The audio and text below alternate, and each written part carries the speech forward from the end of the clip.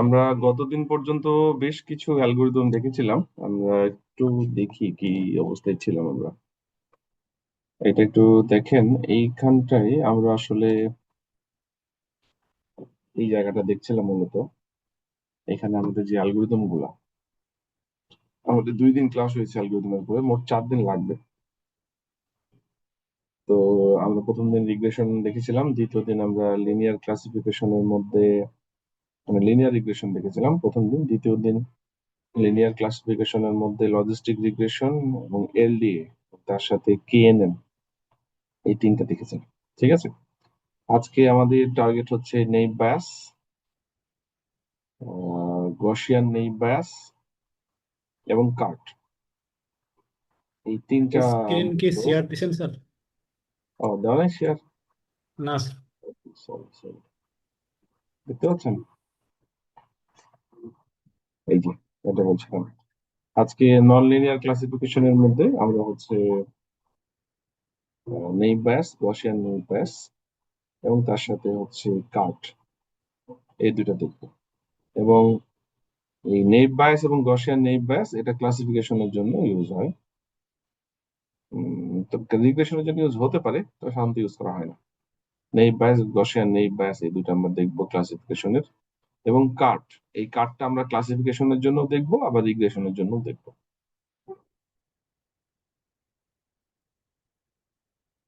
এই মোটামুটি আমাদের আজকে। এবং সামনের দিন আমরা সাপোর্ট ভেক্টর মেশিন এবং সাথে কিছু এনসেম্বল টেকনিকের দিকে যাব। ঠিক আছে, যেটা এখানে বলা নাই এখনো। তো আমরা একটু দেখি, এটা আমরা শুরু করি। Naive Bayes, Gaussian naive bias এবং কার্ট। প্রথমে আমরা দেখবো হচ্ছে নেইভ বায়াস। তো এইটা দেখার জন্য আমি হচ্ছে একটা হ্যান্ড নোট ইউজ করবো। আসলে এটা ওরকম ভাবে ডকুমেন্ট যেগুলো আছে সেটা দিয়ে বোঝানোটা খুব জটিল হবে।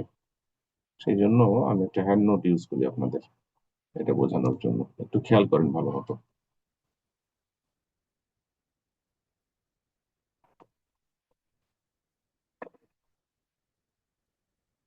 নেইভ বায়াসটা বুঝতে হলে প্রথমে যেটা করতে হবে, বাইএসিয়ান থিওরামটা ঠিক মতো বুঝতে হবে।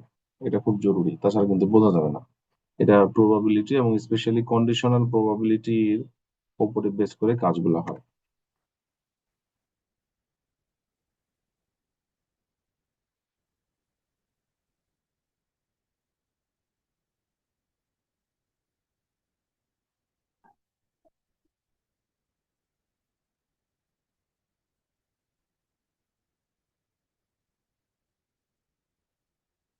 এটা দেখেন, বেইস থিওরাম। এই বেইস থিওরামটা প্রথমে একটু বোঝা দরকার। মানে বেইস থিওরাম বোঝার জন্য আগে কন্ডিশনাল প্রবাবিলিটি বুঝতে হবে। তো তার আগে আমরা প্রবাবিলিটি তো জানি, একটু বলি। প্রবাবিলিটি হচ্ছে, ধরেন আজকে বৃষ্টি হওয়ার সম্ভাবনা কেমন। তো এইটা ওয়ানের মধ্যে আমরা রিপ্রেজেন্ট করি, যে আজকে বৃষ্টি যদি হওয়ার সম্ভাবনা 0.7, তাহলে বুঝতে পারছেন একের মধ্যে প্রবাবিলিটি কতখানি। যদি বলে 0.2, তাহলে প্রায় নাই বললেই চলে। যদি বলে 0.9, তাহলে সম্ভাবনা খুব বেশি। এটা তো প্রবাবিলিটি ক্যালকুলেশন তো আমরা সবাই জানি। এখানে যেটা বিষয় হচ্ছে যে কন্ডিশনাল প্রবাবিলিটি। প্রবাবিলিটি তো নর্মাল একটা ভেরিয়েবলের উপরে ডিপেন্ড করে, কিন্তু কন্ডিশনাল প্রবাবিলিটি আসলে একাধিক ভেরিয়েবলের উপর ডিপেন্ড করতে পারে। আমরা একটু ওটি দেখবো, একটু খেয়াল করেন। আমরা পড়ছি কিন্তু নেইভ বায়াস। নেইভ বায়াসের জন্য বেইস থিওরামটা জানতে হবে, otherwise it is not possible to learn naive Bayes theorem.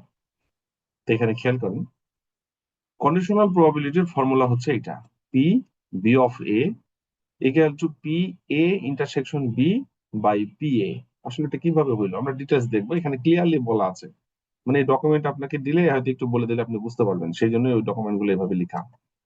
দেখেন, আমরা সাধারণত এই এখানে যেটা বলা আছে, সাধারণত আমরা প্রবাবিলিটি বি দেখে অভ্যস্ত। কিন্তু বি অফ এ এর মানে কি আসলে? এটার মানে হচ্ছে বি এর উপরে ডিপেন্ডেন্ট। তো দেখেন, একটা ডিপেন্ডেন্ট ইভেন্ট এবং ইনডিপেন্ডেন্ট ইভেন্ট বলতে সাধারণত আমরা কি বুঝি? দেখেন, আমি একটু পরেই বোঝাই। If we will toss two coins, আমরা যদি দুইটা কয়েনকে টস করি, কয়েনের এক পাশে হেড, এক পাশে টেল থাকবে, তাই তো? There output, that is head and tail, আর ইন্ডিপেন্ডেন্ট টু ইচ আদার। আমরা দুইটা কয়েনকে টস করছি, ওকে? This is an example of independent event. The two events are independent and each event has the probability 0.5. একটা দুইটা কয়েনকে যদি আমরা একসাথে টস করি, আসলে কোনোটার সাথে কোনোটার কিন্তু কোনো ডিপেন্ডেন্সি নাই, দুইটা আলাদা, একটার সাথে আরেকটার কোনো সম্পর্ক নেই। দুইটা একই সাথে টস করছি, আহ একটা টেল একটা হেড পড়তে পারে, একটা হেড একটা টেল পড়তে পারে, বা দুইটাই হেড পড়তে পারে, দুইটা টেল পড়তে পারে। ক্লিয়ার? তো এই ইভেন্ট গুলা একটার সাথে আরেকটা সম্পর্কযুক্ত না। এইখানে একটা জিনিস খেয়াল করেন, এই এক্সাম্পলটা ডিপেন্ডেন্ট ইভেন্টস কখনো হয়। আমরা আসলে এই যে কন্ডিশনাল প্রবাবিলিটি, এটা মূলত ডিপেন্ডেন্ট ইভেন্টের উপরে কাজ করে, নট ইন্ডিপেন্ডেন্ট ইভেন্ট। তো ডিপেন্ডেন্ট ইভেন্ট যেটা হয়, দেখেন একটা ব্যাগের মধ্যে কালার গুলো খেয়াল করেন, এটা কিন্তু ব্লু কালার, ফিগারে আসে নাই মনে হয়। Marbles in a bag, red and blue colour, 3 red 2 blue, এই তিনটা হচ্ছে রেড আর এই দুইটা হচ্ছে ব্লু। ওকে, এখন আমরা এখানে যেটা করতে চাচ্ছি, এই ব্যাগ থেকে ইন ইভেন্ট এ, এই ইভেন্টের সময় one marble picked up and it is particularly blue colour, একটা মার্বেল তোলা হবে এবং সেটা হচ্ছে ব্লু কালারের। তাহলে প্রবাবিলিটি কত হবে? তাহলে ব্লু কালার মার্বেল যদি আমরা এখানে থেকে তুলি, তাহলে ব্লু কালার মার্বেল ওঠার প্রবাবিলিটি হবে, এই যে পি এ, যেহেতু ইভেন্ট এ ওই জন্য হচ্ছে এটা ইভেন্ট এ দিয়ে এই যে এ বোঝাচ্ছে। টোটাল ছিল 5টা, ব্লু ছিল 2টা, অর্থাৎ 2 এর 5। কি ক্লিয়ার? ঠিক আছে, তার মানে হচ্ছে টোটাল 5টা আর হচ্ছে 2টা, যেহেতু ব্লু আছে তাহলে ব্লু কালার মার্বেল ওঠার প্রবাবিলিটি হচ্ছে 2 এর 5। এটা হলো একটা ইভেন্ট গেল। এরপরে খেয়াল করেন এইটারই এক্সাম্পল। এরপরে now if one picked up another blue marble, আমরা যদি এরপরে আরেকটা মার্বেল পিক করি, এটার ঘটনার পরে এটা আউটপুট একটা তো তুলে ফেলেছি। এবার ব্লু কালার মার্বেল ওঠার প্রবাবিলিটি কত? বি ইভেন্টে 4টা বাই ব্লু কালারের একটা, ক্লিয়ার? 1/4। ঠিক আছে, এ পর্যন্ত কোনো কোয়েরি কারো? কারো না কোনো কোয়েরি? স্যার। আচ্ছা, এবার দেখেন এইটাকে, এই যে দ্বিতীয় যে ইভেন্ট আমরা বলছি, এই ইভেন্টটা কিন্তু বি ইভেন্টটা এই ইভেন্টের উপরে ডিপেন্ডেন্ট। বি ইভেন্ট এই ইভেন্টের উপরে ডিপেন্ডেন্ট, কেননা প্রথম অবস্থায় 2টা ব্লু ছিল, টোটাল ছিল 5টা। যখন আমরা বি ইভেন্ট চালাচ্ছি তখন আমরা ব্যাগের মধ্যে ছিল 4টা মার্বেল, 3টা রেড একটা ব্লু। তাহলে আমরা এই ক্ষেত্রে দেখেন B of A equal to 1/4। এইটা বলতে যেটা বোঝানো হচ্ছে, probability of event B given event A, মানে এ ইভেন্ট হওয়ার পরে বি এর প্রবাবিলিটি কত, এটাই বলছে। এইটা হচ্ছে আসলে কন্ডিশনাল, বা এটা হচ্ছে ডিপেন্ডেন্ট ইভেন্ট হয়ে গেল। বি কিন্তু ডিপেন্ডেন্ট ইভেন্ট, এ ইন্ডিপেন্ডেন্ট ছিল, বাট বি ইজ ডিপেন্ডেন্ট কার উপরে? এ এর উপরে। দেখেন, the two events that is event A and event B are independent, but event B, দুইটা ইভেন্ট কিন্তু আলাদা, but event B depends on event A. এইটা হচ্ছে একটা ডিপেন্ডেন্ট ইভেন্টের এক্সাম্পল। তাহলে একটা হচ্ছে ইন্ডিপেন্ডেন্ট ইভেন্ট, একটা হচ্ছে ডিপেন্ডেন্ট ইভেন্ট। আপনি যখন প্রথমে এইটা তুলছিলেন এটা কিন্তু ইন্ডিপেন্ডেন্ট ছিল, PA independent, কিন্তু PB is not independent, it is dependent and depends on A। তাহলে আমাদের কন্ডিশনাল প্রবাবিলিটি বুঝতেই পাচ্ছেন, একটা কন্ডিশনের উপরে যখন আরেকটা ইভেন্টের, বা একটা ইভেন্টের হওয়ার পরে আরেকটা ইভেন্ট এর যখন আমরা প্রবাবিলিটি বের করব, তখন এটা সাধারণত ডিপেন্ডেন্ট ইভেন্টের উপরে বেস করে কন্ডিশনাল প্রবাবিলিটি আমরা বলতে পারি।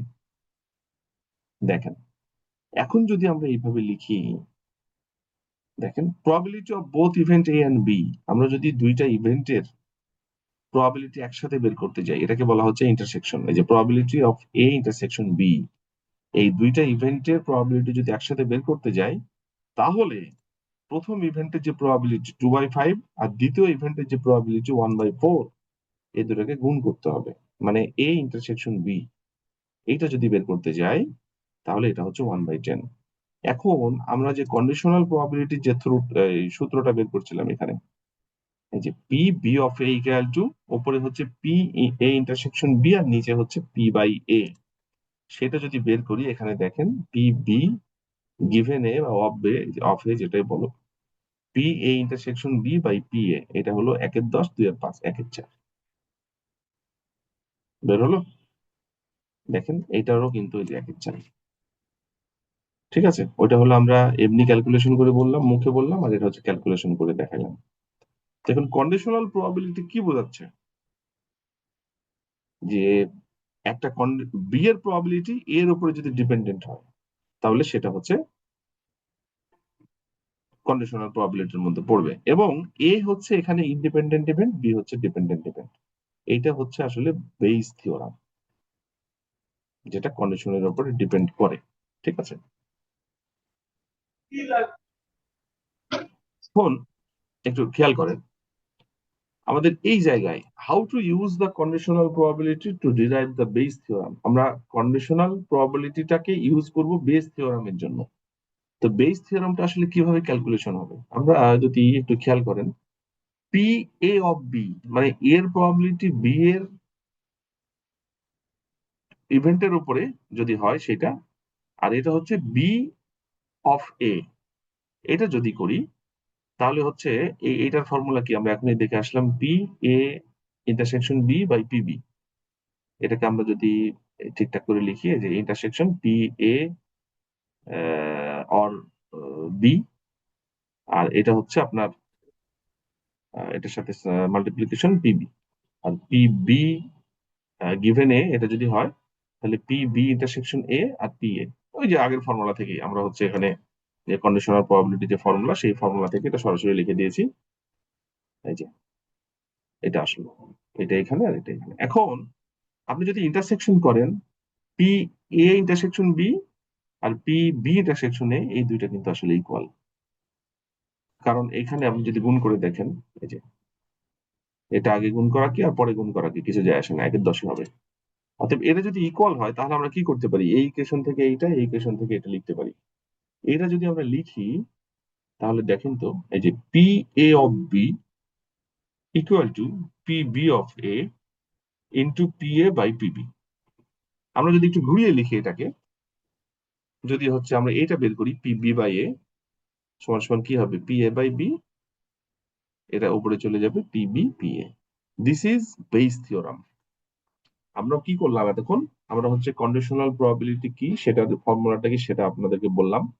তারপরে কন্ডিশনাল প্রবাবিলিটি থেকে কিভাবে বেইস থিওরামটা আসলো সেটা আমরা বললাম। এখন এই বেইস থিওরামের উপরে বেস করে আপনার হচ্ছে নেইভ বায়াস এই অ্যালগোরিদমটা কাজ করবে। এই পর্যন্ত কি কোনো কোয়েরি আছে আপনাদের কারো, কোনো কোয়েরি? না স্যার, না ওকে, স্যার। হ্যাঁ ওইভাবে লিখা আসলে যেন আসলে খুব সহজেই ক্লিয়ার হয়ে যায়। এইটা একটু খেয়াল করেন, আমরা কিন্তু এই যে how to use base theorem into naive Bayes theorem, আমরা যদি নেইভ বায়াসে কাজটা করতে যাই, থিওরাম বলা ঠিক হয় নাই, নেইভ বায়াস আপনি হচ্ছে টেকনিক বলা যেতে পারে। তো নেইভ বায়াসের ক্ষেত্রে আমরা বেস থিওরামটাকে কিভাবে ইউজ করে আমরা হচ্ছে ক্লাসিফিকেশন করব, আমরা কিন্তু পড়ছি ক্লাসিফিকেশন। খেয়াল করেন এই যে নেইভ বায়াস এবং এটা ক্লাসিফিকেশন, নেইভ বায়াস দিয়ে আসলে রিগ্রেশন করা হয় না, নেইভ বায়াস দিয়ে ক্লাসিফিকেশন করা হয়। তো নেইভ বায়াস দিয়ে কিভাবে আমরা ক্লাসিফিকেশন করতে পারি সেটা একটু দেখবো। তো আমাদের যে বেস থিওরাম এখনই যেটা দেখে আসলাম, P B of A equal to P A, এটাই তো ছিল না, দেখেন এই যে P A of B into P B by P A, হ্যাঁ ওইটা এখানে লেখা আছে। এরপরে দেখেন আমাদের কাজ করার জন্য তো ডেফিনেটলি একটা ডেটা সেট লাগে না, আমাদের এটা কাজ করার জন্য একটা ডেটা সেট লাগবে, এটা হচ্ছে সেই ডেটা সেট। ডেটা সেটের এগুলো হচ্ছে ইনপুট x1 x2 থেকে 4টা ইনপুট, আর আউটপুট হচ্ছে ওয়াই। তো আমরা এখানে ডেটা সেটের ধরেন আপনি এখানে পি মা ইন্ডিয়ান ডায়াবেটিস ডেটা সেট নিয়ে কাজ করছেন, 8টা ইনপুট একটা আউটপুট। তো কিছু প্যারামিটারের ভ্যালুর জন্য আউটপুট নো মানে 0, আর কিছু ভ্যালুর জন্য আউটপুট 1 মানে ইয়েস। এভাবে ডেটা সেটটা সাজানো আছে, ক্লিয়ার।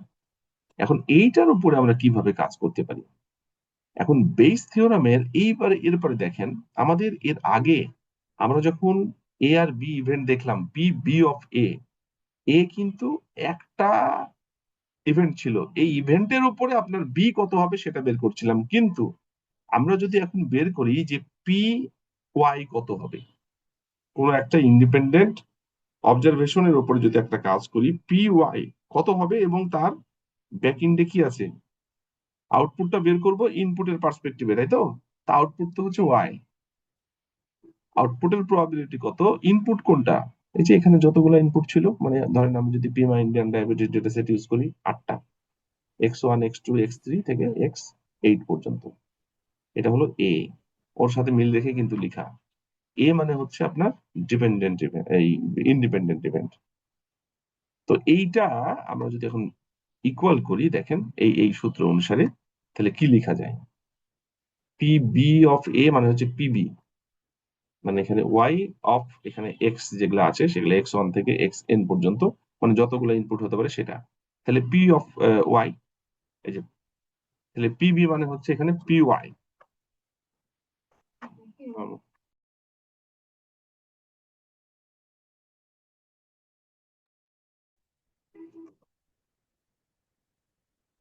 তো এইটা হচ্ছে এই যে P Y into P A of B, এটা আমরা কি লিখতে পারি, এ মানে হচ্ছে এখানে এক্স, এই যে সবগুলা এক্স, বাই বি মানে হচ্ছে ওয়াই, জাস্ট আমরা যা আছে তাই লিখলাম এখানে। আর নিচে পি এ, এ মানে তো এখানে সব এই যে ইনপুট গুলা। ঠিক আছে, এই লাইন কি ক্লিয়ার? ঠিক আছে, কোনো কোয়েরি থাকলে একটু বলেন, পরে যদি বলেন তাহলে বোঝানো মুশকিল, সাথে সাথে বললে স্যার বুঝতে সুবিধা পারছি হয়। স্যার, এটা তো বেস থিওরেম থেকে এসেছে স্যার। হ্যাঁ, খুব ইজি। তারপরে আমরা পি ওয়াইটা এখানে রাখলাম ইনটু, এটাকে আমরা এখন সেপারেট করব, যেহেতু প্রত্যেকটার ফিচার আলাদা আলাদা, তাহলে আমরা এটাকে যদি সেপারেট করি, তাহলে probability X1 by Y into P X2 by Y, এভাবে কিন্তু চলবে, এই যে এক্স এন অফ ওয়াই। এরপরে নিচে হচ্ছে পি X1 পি X2 এভাবে চলছে। ঠিক আছে, এটাও খুব সহজ, আমরা জাস্ট এখানে আলাদা করে ফেললাম। এরপরে দেখেন আমাদের এখানে আউটপুটটা কি হতে পারে। আপনাদেরকে বললাম যে এটা বাইনারি ক্লাসিফিকেশনের জন্য আমরা চিন্তা করছি। বাইনারি ক্লাসিফিকেশন মানে হচ্ছে পিমা ইন্ডিয়ান ডায়াবেটিস ডেটা সেট, এরকম যদি আপনি চিন্তা করেন, তাহলে একটা ছিল ওয়ান আউটপুট, জিরো একটা আউটপুট, মানে ডায়াবেটিক থাকলে ওয়ান, না ডায়াবেটিক না থাকলে জিরো। তাহলে আমরা এখানে যদি আউটপুটটাকে অন্যভাবে চিন্তা করি, আউটপুটটা দুইটা স্টেট হতে পারে, একটা হচ্ছে নো, একটা হচ্ছে ইয়েস। আমরা এই ইকুয়েশনটাকে যদি এরকম করি, পি ওয়াই এর জায়গায় নো, তাহলে X1 থেকে Xn পর্যন্ত, মানে ফিচার গুলা, যেই ফিচার গুলার জন্য নো হবে তার ইকুয়েশন, আর যেই ফিচার গুলার জন্য এই যে ইয়েস হবে তার ইকুয়েশন। তাহলে এখানে কি হবে, পি ওয়াই এর জায়গায় পি নো, আগের মতোই উপরে যা আছে তাই, আর এখানে পি ইয়েস। ঠিক আছে, এ পর্যন্ত। আচ্ছা, এর পরের লাইনে আমরা আসি। আমাদের এই পর্যন্ত কিন্তু আমাদের এটা কমপ্লিট হয়ে গেল, আমরা এটা মাথায় রেখেন, এটা পরে লাগবে। ফর্মুলাটা এ পর্যন্ত নিয়ে আসলাম, যে আমাদের নো এর প্রবাবিলিটি কত আর ইয়েস এর প্রবাবিলিটি কত। ঠিক আছে, মানে আপনাকে কি করা হয় সাধারণত, এই লার্নিং করার পরে একটা হচ্ছে ইনপুট দিয়ে দেওয়া হয়, এটা নো হবে না ইয়েস হবে সেটা বের করার জন্য এই কোয়েশনটা কাজে লাগবে। এরপরে দেখেন আমরা এরপরে একটা হচ্ছে আহ, একটা data set, real data set নিয়ে কাজ করব। এতক্ষণ তো এক্সাম্পল দিলাম আপনার ওই ইকুয়েশনটাকে ডিরাইভ করার জন্য, ওই ইকুয়েশন দুটো কাজে লাগবে। আমরা এখন রিয়েল আসি, একটা এক্সাম্পল। এই যে বলা আছে, now we solve a problem of the following data set, এখানে ডেটা সেটে কি আছে, এখানে একটু ভুল আছে। এখানে হচ্ছে চারটা ফিচার হবে, চারটা input, Outlook, temperature, humidity, wind, play tennis, এটা হচ্ছে আউটপুট। ইনপুট হচ্ছে তিনটা, চারটা, আর আউটপুট হচ্ছে একটা। ইনপুট চারটা হচ্ছে, যে দেখেন টেনিস খেলবে কি খেলবে না এই চারটা ইনপুটের উপর ডিপেন্ড করছে। আউটলুক, আজকে কি সানি এনভায়রনমেন্ট না ওভারকাস্ট না রেইনি, তিনটা আউটলুকের তিনটা state, it can B either Sunny or overcast or rainy. Temperature hot হতে পারে, মাইল্ড হতে পারে, কুল হতে পারে, তিনটাই আছে। হিউমিডিটি হাই অথবা নর্মাল, দুইটা স্টেট হতে পারে। উইন্ড ব্লো করতে পারে, মানে বাতাস আছে, ফলস নাই, ট্রু হলে আছে। এরকম চারটা স্টেট, সরি স্টেট বলা ঠিক হচ্ছে না, চারটা ইনপুট ভেরিয়েবল, মানে চারটা ডাইমেনশন।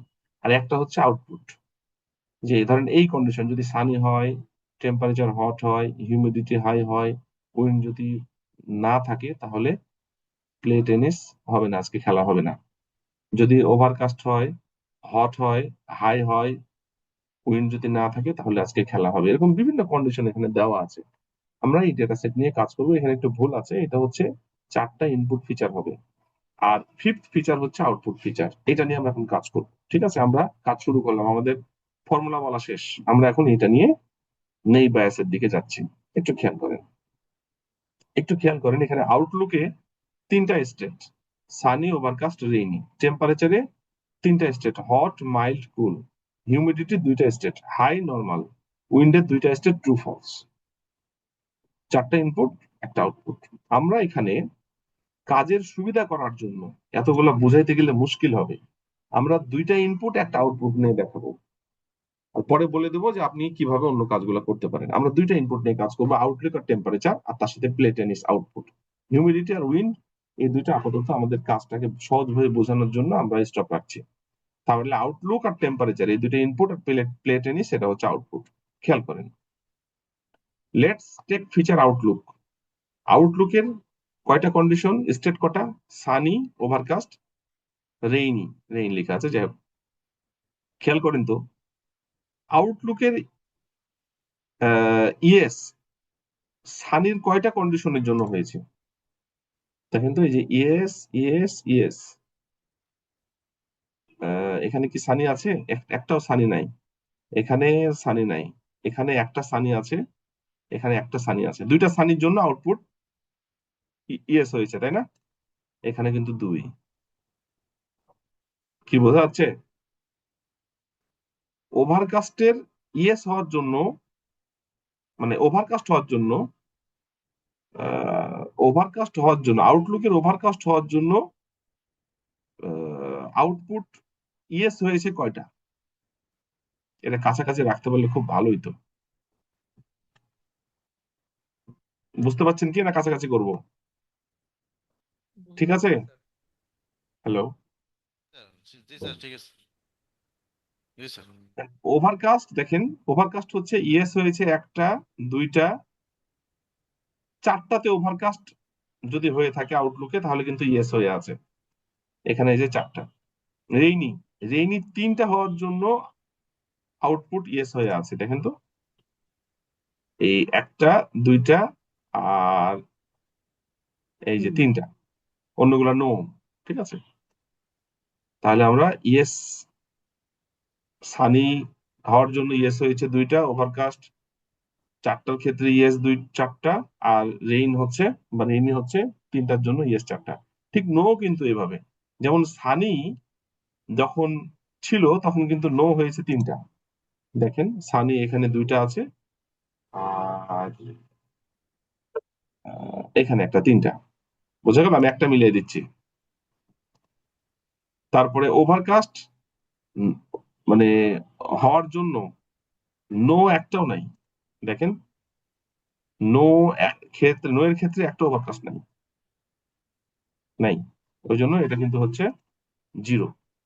রেইন, রেইন হচ্ছে দুইটার জন্য নো আছে। রেইনি, এই যে একটা, দুইটার জন্য নো আছে।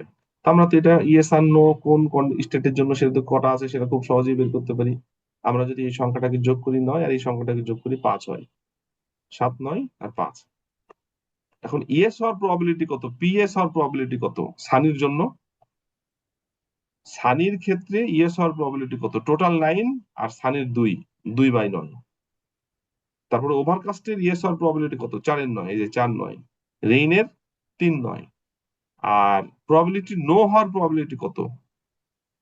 3/5। ওভারকাস্টের ক্ষেত্রে 0/5, যেহেতু 0 এটা। আর রেইনের ক্ষেত্রে 2/5। এটা কি ক্লিয়ার? এটা যেভাবে বের করলাম, জি sir, clear clear total clear. Observation 14। জি স্যার, ক্লিয়ার। খুবই সহজ, কিছু নাই। ঠিক একইভাবে আমাদের টেম্পারেচারের কিন্তু তিনটা স্টেট, হট, মাইল্ড, কোল্ড। আমরা টেম্পারেচারের ক্ষেত্রেও ইয়েস, নো এভাবে বের করে আমরা কিন্তু টেম্পারেচারের ক্ষেত্রে হট হলে ইয়েস হওয়ার প্রবাবিলিটি 2/9, মাইল্ড হলে ইয়েস হওয়ার প্রবাবিলিটি 4/9, কোল্ডের ক্ষেত্রে 3/9। নো হওয়ার প্রবাবিলিটি হটের ক্ষেত্রে 2/5, মাইল্ডের ক্ষেত্রে 2/5, কোল্ডের ক্ষেত্রে 1/5। এই হচ্ছে এদিকে 9, এদিকে 5, 14। তাহলে আমরা এখানে যেটা পাইলাম, আউটলুক এবং টেম্পারেচার, এই দুইটা থেকে আমরা প্রবাবিলিটি বের করলাম যে যখন আউটলুকের প্রত্যেকটা স্টেটের জন্য প্লে টেনিস ইয়েস হওয়ার প্রবাবিলিটি আর নো হওয়ার প্রবাবিলিটি টেম্পারেচারের প্রত্যেকটা স্টেটের জন্য ইয়েস হওয়ার প্রবাবিলিটি আর নো হওয়ার প্রবাবিলিটি প্লেটেনিসের কত সেটা বের করেছি।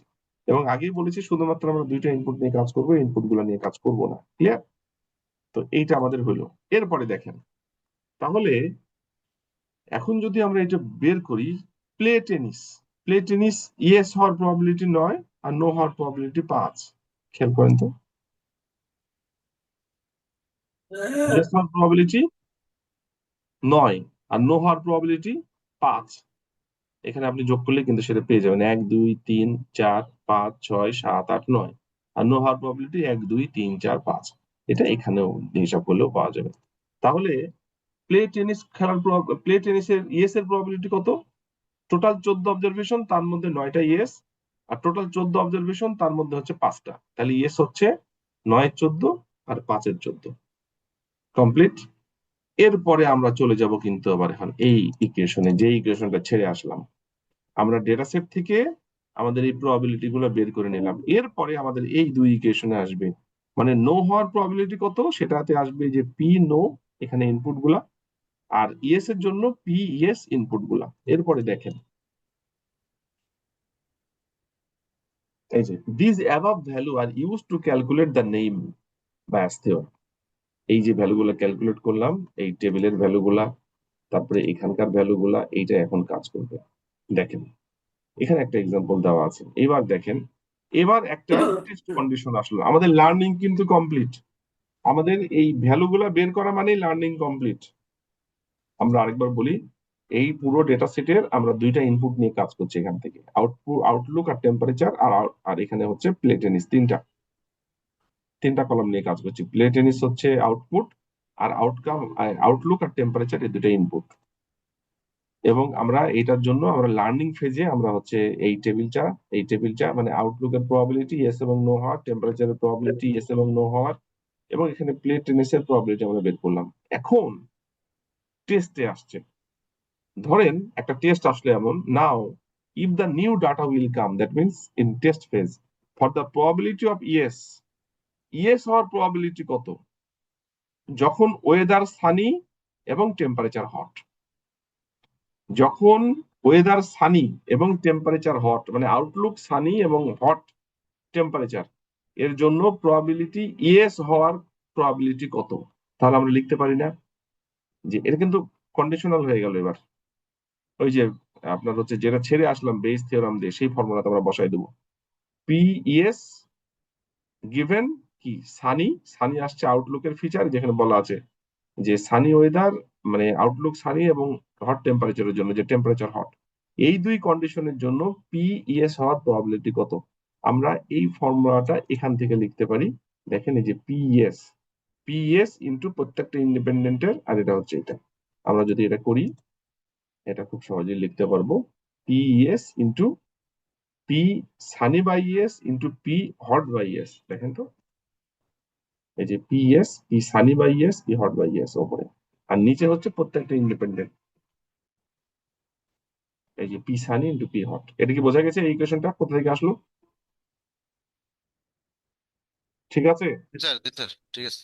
আচ্ছা, ঠিক এরপরে আমরা আগে ইএস এর ক্যালকুলেশনটা এখান থেকে করে নিই। দেখেন পি ইএস এর ক্যালকুলেশনটা যদি এভাবে করি, তাহলে পি ইএস সানি হট, এখানে পি ইএস এর ভ্যালু কত? পি ইএস এর ভ্যালু এই যে 9/14।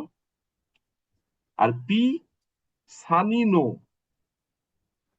এটা কোথায় থেকে আসলো দেখেন তো, এই যে এই টেবিলে পি সানি নো, এই যে মানে সানি হলে নো হবে, ওই সেই প্রবলেমটি কত? 3/5। এই যে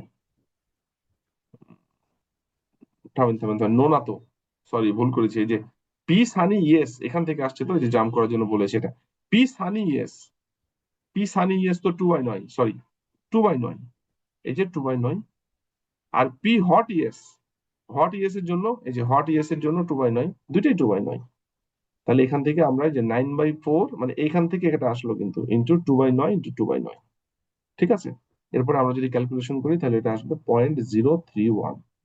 তাহলে ইয়েস হওয়ার প্রবাবিলিটি হচ্ছে 0.031 সানি এবং হট এনভায়রনমেন্টে।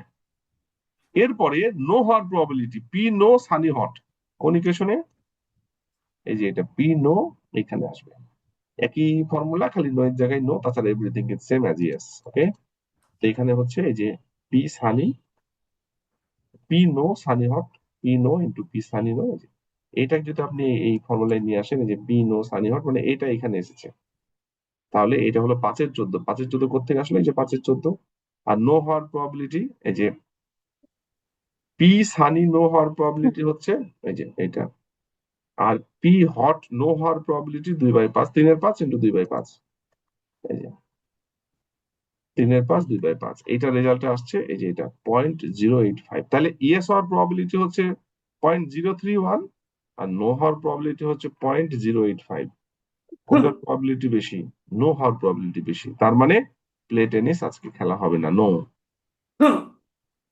এখান থেকেও সিদ্ধান্ত নিয়ে নেওয়া যায়। আমরা কিন্তু টেস্টিং ফেজে সিদ্ধান্ত নিয়ে ফেললাম যে যদি আজকের এনভায়রনমেন্ট সানি হয় এবং টেম্পারেচার হট হয়, তাহলে প্লে টেনিস হচ্ছে না। এটা হলো আমাদের প্রবাবিলিটি, যেটা বেশি সেটা হবে। এটাকে যদি আপনি পার্সেন্টেজ ফর্মে আনতে চান, তাহলে স্বাভাবিকভাবেই ওই প্রবাবিলিটির হিসাব করে আমরা করতে পারি যে এখানে ইয়েস আর নো, এটা হলো ইয়েস এর, এটা হলো নো এর, এই যে পি ইয়েস সানি হটে, এবং এটা হচ্ছে ইয়েস এর। তাহলে ইয়েস হচ্ছে 27%, আর নো হওয়ার প্রবাবিলিটি হচ্ছে যে 0.085, এটা হলো 73%। অতএব 73% চান্স হচ্ছে আজকে খেলা হচ্ছে না, 25% চান্স হচ্ছে আজকে খেলা হচ্ছে। আপনার ক্লাসিফিকেশন করলে যেটা দাঁড়াবে সেটা হচ্ছে নো দেখাবে, এই যে দ্য আউটপুট ইজ নো। বোঝা গেল? আমরা দেখেন কি করলাম, এই ডেটা সেট নিয়ে কাজ করলাম। এই ডেটা সেটের উপরে আমরা তিনটা ভেরিয়েবল নিয়ে কাজ করেছি, মানে দুইটা ইনপুট, আউটলুক এবং টেম্পারেচার, একটা প্লে টেনিস। এগুলো আর করি নাই, কারণ এগুলা করলেও হবে, সমস্যা নেই, কিন্তু হচ্ছে যে বোঝানোটা মুশকিল হবে ছোট বড় জিনিসে।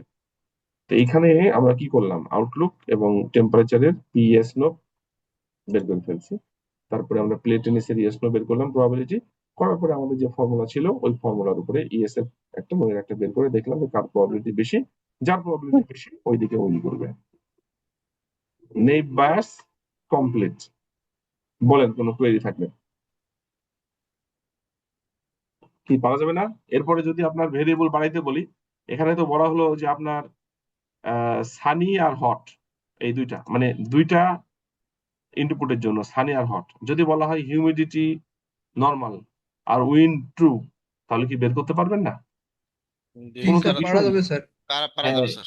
হ্যাঁ, এখানে হচ্ছে সানি এবং হটের জায়গায় আর দুইটা লাগাই দিবেন, এখানে দুইটা লাগিয়ে জাস্ট এখানে কন্ডিশন পারবে সানি ইয়েস হট ইয়েস, আর এরপরে হবে কি, এরপরে হচ্ছে ওই যে এখানকার যে স্টেট গুলো দিয়ে দেবো, নর্মাল ইয়েস আর ট্রু ইয়েস, আর নিচে হচ্ছে ইনটু হয়ে আরো দুইটা হবে, P P normal P true, দিয়ে এখানে জাস্ট হচ্ছে আরো দুইটা ভ্যালু হবে, দিয়ে গুণ করলে যে প্রবাবিলিটি হবে সেটাই হচ্ছে নেট ব্যাস।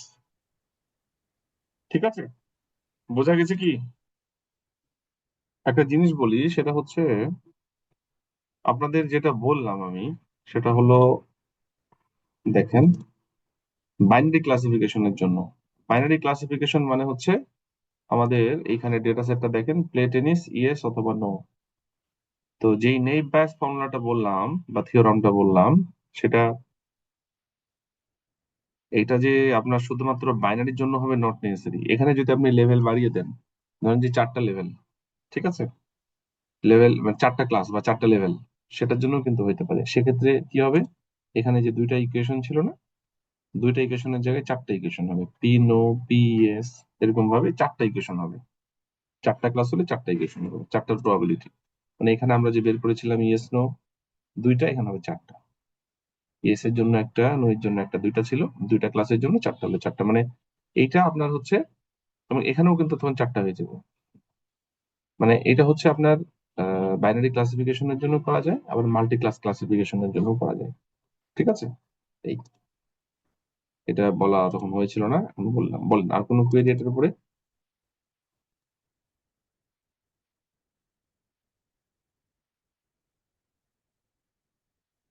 ও, সমস্যা আছে কারো, বুঝতে অসুবিধা বা এরকম কেউ?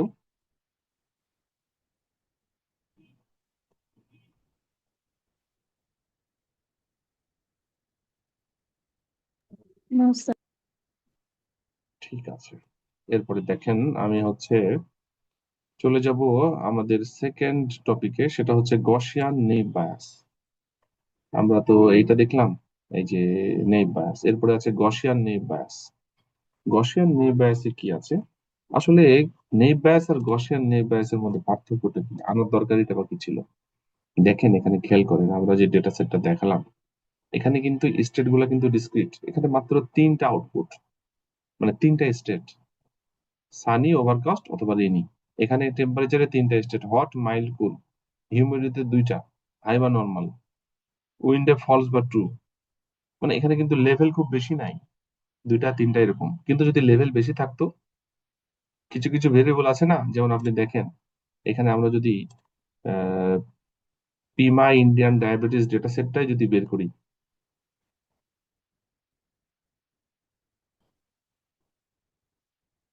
এই যে পিমা ইন্ডিয়ান ডায়াবেটিস ডেটা সেট, এই ডেটা সেটে আমাদের যে প্রথম 8টা কলাম, এই কলামের ভ্যালু গুলো কি আসলেই ডিসক্রিট? দেখেন তো এখানে কত ভ্যালু, 1, 6, 8, 0, 5, 3, 10, 2, 4। এখানেও তাই, এখানেও তাই। তো যদি এরকম লেভেল একটা ডিসক্রিট লেভেলে থাকে, মানে বেশ লেভেলটা কম হয়, সেক্ষেত্রে আপনার হচ্ছে নেভ ব্যাসটি ইউজ করা যেতে পারে। কিন্তু যদি এরকম কন্টিনিউয়াস লেভেল থাকে, তাহলে সেই ক্ষেত্রে কিন্তু হচ্ছে আপনার গসিয়ান নেভ ব্যাসটি ইউজ করতে হবে, এটা রেজাল্ট ভালো দিবে। এই জন্যই মূলত আমরা গসিয়ান নেভ ব্যাসটা এখন একটু দেখার চেষ্টা করব।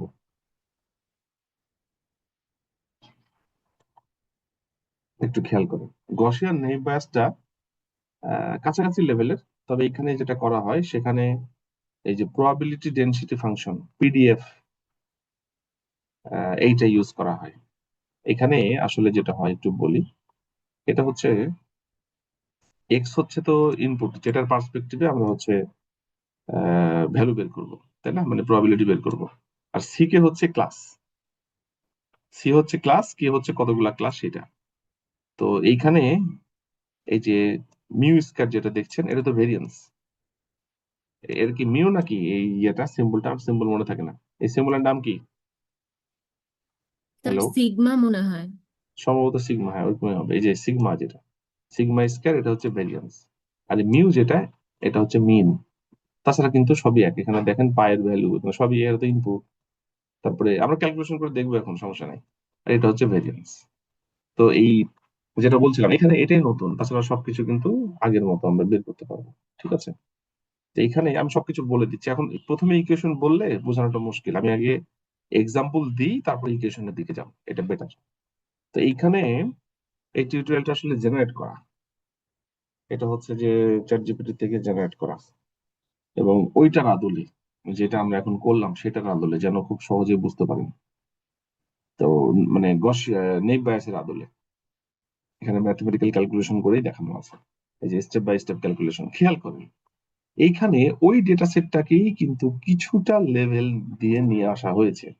আমাদের ওইখানেও কিন্তু চারটা ডেটা সেটের মধ্যে, চারটা ইনপুটের মধ্যে আমাদের দুইটা ইনপুট ব্যবহার করা হয়েছিল, আউটলুক এবং টেম্পারেচার। আউটলুকে কয়টা স্টেট ছিল? Sunny, overcast, rainy. এই এখানেও কিন্তু আমাদের আসলে কোথায় আছে, এই যে এখানেও কিন্তু তিনটা। ওইটাকেই জাস্ট হচ্ছে আমার নাম্বারে নিয়ে আসছে, মানে লেভেলে ভাগ করে দিয়েছে ডিজিটাল নাম্বারিং করে। এই যে সানিকে 1, ওভারকাস্টকে 2, রেইনিকে 3। এইটা উঠলো। টেম্পারেচারের হটকে 1, মাইল্ডকে 2, কুলকে 3। বুঝা গেল? আর প্লে টেনিস ইয়েস না যেভাবে আছে সেভাবেই আমাদের চারটা থেকে এখানে দুইটাতে নিয়ে আসা হয়েছে, এইটা আর এইটা। এর যেহেতু আমরা ওখানেও করি না, এখানেও বাদ দিলাম বোঝার সুবিধার জন্য। ঠিক আছে ডেটা সেট, কোনো কোয়েরি কারো? না স্যার। ও, এখানে খেয়াল করেন, উই প্রিডিক্ট দ্য ক্লাস। আমাদের শেষ পর্যন্ত আমরা হচ্ছে প্লে টেনিস ইয়েস বা নো, আমরা কিন্তু আগের মতোই আউটলুক যখন সানি আর টেম্পারেচার যখন হট হবে, তখন প্লে টেনিস খেলা হবে কিনা, ইয়েস অর নো, সেটা আমরা বের করব। আগেও যেমন করেছিলাম এখানেও তাই। তবে এখানে হচ্ছে কি, গসিয়ান নেইভ বায়াস দিয়ে, আগেরটা ছিল শুধু নেইভ বায়াস দিয়ে। তো এখানে এবার ক্যালকুলেশন গুলো একটু দেখি, ক্যালকুলেশনটা একটু আলাদা। এখানে দেখেন, এখানে প্রায়র প্রবাবিলিটি বের করার কথা বলছে। প্রায়র প্রবাবিলিটি কি? এইখানে আপনাদের একটা জিনিস মনে হয় বাদ চলে গেছে এইখানে। একটু থামেন, এটা একটু দেখি।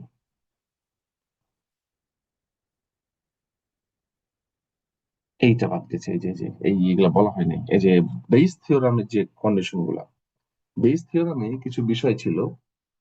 এইটা হচ্ছে পি এ, যেটা ছিল আমাদের ইন্ডিপেন্ডেন্ট ইভেন্ট। আমরা এখানে কি করলাম, এই যে বলগুলা যে আমরা তুলছিলাম, তাই না? তো প্রথমে যে ইভেন্টটা অকার করলাম, ইভেন্টে যেখানে তিনটা রেড ছিল, দুইটা ব্লু ছিল। আর পরে যেটা করলাম ডিপেন্ডেন্ট ইভেন্ট কিন্তু বি।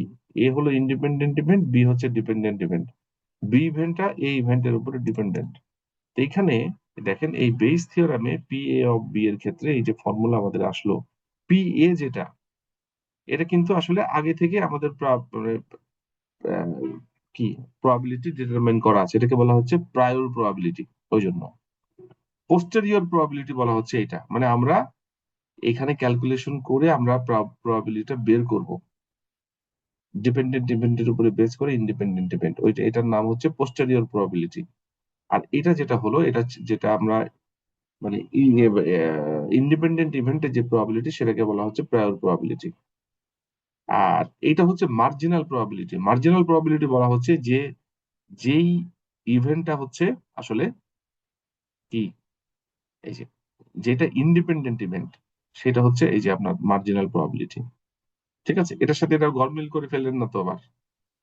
এটার সাথে এটা মিক্স হয়ে গেছে অনেকটা, এটা দিয়ে আমরা কাজ করেছি কিন্তু এটা দিয়ে বোঝাচ্ছে একই জিনিস। ঠিক আছে, আর এটা হচ্ছে লাইকলিহুড, লাইকলিহুড প্রবাবিলিটি। মানে জাস্ট আপনি যদি এটা বের করতে চান, তাহলে ঠিক আমরা যদি ওইটাকে ডিপেন্ডেন্ট ধরে এটা বের করি, তাহলে কি হবে? তো যেটা বলার উদ্দেশ্য ছিল, এইটা অনেক সময় লাগে যে আসলে, বিশেষ করে এইটা লাগে যে প্রায়র প্রবাবিলিটি, আর এটা হচ্ছে পোস্টেরিয়র প্রবাবিলিটি। আর লাইকলিহুড হচ্ছে এখানে যা ছিল ঠিক তার রিভার্স প্রবাবিলিটি কত। আর এইখানে এইটা হলো আপনার, আহ, এটা যদি ইন্ডিপেন্ডেন্টলি হয় তাহলে কি হবে, আর এটা হলো আপনার এই যে যেটা ডিপেন্ডেন্সি ছিল, মানে যেটা প্রথম ইভেন্ট ছিল, সেটা আমরা যদি এটাকে একটু খেয়াল করি, দেখেন এটা হলে একটু বুঝতে সুবিধা হয়। সেটা হচ্ছে যে আমরা বের করছি এই প্রবাবিলিটি, বি এর প্রবাবিলিটি এ ইভেন্টের উপরে বেস করে, তাহলে এটা হলো পোস্টেরিয়র। আর পি বি যেটা, এটা হচ্ছে প্রায়র, মানে আগে তো একটা ছিলই। আর পি এ হচ্ছে যেটা ওই যে ডিপেন্ডেন্ট ইন্ডিপেন্ডেন্ট ইভেন্টের জন্য প্রবাবিলিটি, সেটা। আর লাইকলিহুড প্রবাবিলিটি হচ্ছে এটা জাস্ট রিভার্সটা। এইটা এইখানে কিছুটা লাগতে পারে। এই যে এই যে prior probability P C K, এটা আমাদের লাগবে এখানে আমাদের ফর্মুলার মধ্যে, এই যে আছে। আমরা একটু বের করি, বের করে দেখেন। আমাদের এই প্লে টেনিস টোটাল ইনস্ট্যান্স কটা আছে ইয়েস নো এর, দেখেন তো এখানে। এটা কিন্তু ডেটা সেট একটু আলাদা আগে থেকে, ওটার আদলেই করা কিন্তু একটু আলাদা। ইয়েস নো কটা আছে, 1 2 3 4 7টা, এই যে টোটাল ইনস্ট্যান্স 7। ইয়েস কটা, ইয়েস হচ্ছে 4টা, নো হচ্ছে 3টা। তাহলে ইয়েস হওয়ার প্রবাবিলিটি কত, 7/4। আর নো হওয়ার প্রবাবিলিটি, ইয়েস হওয়ার 0.571, আর নো হওয়ার জন্য 0.492। ক্লিয়ার? এটা ঠিক আছে? এটা হচ্ছে প্রায়র প্রবাবিলিটি আমাদের লাগবে। এরপরে হচ্ছে মিন আর ভেরিয়েন্স বের করব, কিসের জন্য? এই যে এই ফর্মুলাতে বের করতে হবে, এই ফর্মুলা লাগবে সেই কারণে। এখানে এটা হলো মিন, আর এটা হচ্ছে ভেরিয়েন্স। আমরা হচ্ছে এই ক্লাসের যে প্রবাবিলিটি, সেটা বের করে ফেললাম, ইয়েস নো হওয়ার প্রবাবিলিটি। মিন আর ভেরিয়েন্স কিভাবে বের করবো, দেখেন মিন আর ভেরিয়েন্স হচ্ছে আউটলুকের জন্য, আমাদের এই ভেরিয়েবলের আউটলুকের জন্য যখন ইয়েস ক্লাস তখন বের করব, যখন নো ক্লাস তখন বের করব, ঠিক আগের মতোই। খেয়াল করেন, যখন আউটলুক, আউটলুক যখন ইয়েস, ঠিক আছে, তখন তার জন্য কোন কোনটা দেখেন তো, ক্লাস ইয়েস যখন, এই যে 4টা, তাই না? ইয়েস ইয়েস ইয়েস ইয়েস, তাহলে কি হচ্ছে ইয়েস এর জন্য 2 3 3 2, এই যে 2 3 3 2 যোগ করে আমরা যদি এভারেজ করি যে 2.5, তাহলে mean value outlook class yes এর জন্য মিন ভ্যালু হচ্ছে 2.5। ভেরিয়েন্স, ভেরিয়েন্স তো বুঝতেই পারছেন, প্রত্যেকটা যেটা বের করলেন ওখান থেকে মিন জাস্ট স্কোয়ার, তাহলে এই প্রত্যেকটা ইন্ডিভিজুয়াল থেকে মিন কত দূরে, তাহলে 2 - 2.5 স্কোয়ার, এভাবে 3 - 2.5 স্কোয়ার, এই যে এটা করার পরে ভাগ করে 4, যেটা হলো এটা কিন্তু ভেরিয়েন্স, এটা কিন্তু স্কোয়ারই থাকবে, হ্যাঁ। এই যে 0.25, তাহলে আউটলুক এর ক্ষেত্রে ক্লাস যখন ইএস বের করব তার মিন হচ্ছে 2.5, ভেরিয়েন্স হচ্ছে 0.25। এটা ইএস এর জন্য। নো এর জন্য নো কটা? নো ছিল 3টা, এই যে নো নো নো। তাহলে মিন কি হবে? 113। এই যে 113, 5/3, এটা হচ্ছে মিন। ভেরিয়েন্স এই যে 1 থেকে এটা বিয়োগ, 1 থেকে এটা বিয়োগ, 3 থেকে এটা বিয়োগ করার পরে এটা হলো ভেরিয়েন্স। তাহলে আউটলুকের ক্লাস ইএস এর জন্য মিন ভেরিয়েন্স, ক্লাস নো এর জন্য ইএস মিন ভেরিয়েন্স আমরা বের করলাম। কি ক্লিয়ার এটা আউটলুকের ক্ষেত্রে? ঠিক জি আছে। স্যার। এরপরে টেম্পারেচারের ক্ষেত্রে যদি আমরা ইএস বের করি একইভাবে, টেম্পারেচারের ক্ষেত্রে যদি ইএস বের করি তাহলে ইএস এর ক্ষেত্রে 1 2 3 3 যোগ হবে। এই যে 1 2 3 3, 4 দিয়ে ভাগ। ভেরিয়েন্স এর ক্ষেত্রে 1 থেকে মিন বিয়োগ এভাবে করার পরে এখানে একটা ভেরিয়েন্স আসছে, এখানে কেটে গেছে সামথিং, এরকম কিছু একটা হবে দেখেন। আর নো এর ক্ষেত্রে, ওই যে নো এর ক্ষেত্রে যেটা আছে সেটা আগের মতো করে হচ্ছে আমরা এটা পেয়ে গেলাম। তাহলে আমাদের আউটলুক এবং টেম্পারেচার প্রত্যেকের জন্যই ইএস এর ক্ষেত্রে এবং নো এর ক্ষেত্রে মিন ভেরিয়েন্স আমরা কিন্তু পেয়ে গেছি। ঠিক আছে। এরপরে দেখেন, এরপরে আমাদেরকে এ পর্যন্ত কিন্তু আমাদের লার্নিং শেষ, এই ক্যালকুলেশন করা পর্যন্ত লার্নিং কমপ্লিট। এবার টেস্টিং। টেস্টিং এ কি বলছে? প্রিডিক্ট নিউ ইনস্ট্যান্স, যেখানে আউটলুক 1 টেম্পারেচার 1। আউটলুক 1 মানে কি দেখেন তো, এটাকে কনভার্ট করা হয়েছে। আউটলুক 1 মানে সানি, আর টেম্পারেচার 1 মানে হট। আগেরটাই কিন্তু, আগেরটা এক্সাম্পল দেওয়া হচ্ছে, মানে সানি এবং হট যদি হয়, আউটলুক যদি সানি হতো, টেম্পারেচার যদি হট হয়, তাহলে ইয়েস হবে না নো হবে প্লেটেনিস।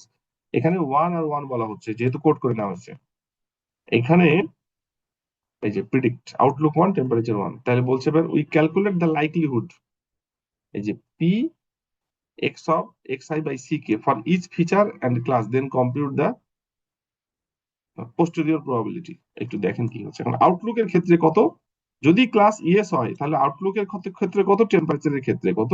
যদি ক্লাস নো হয় তাহলে আউটলুকের ক্ষেত্রে কত, টেম্পারেচারের ক্ষেত্রে কত আমরা বের করবো। এটা হচ্ছে প্রবাবিলিটি ডিস্ট্রিবিউশন ফাংশন দিয়ে। প্রবাবিলিটি ডিস্ট্রিবিউশন ফাংশন হচ্ছে যে এইটা দেখেন।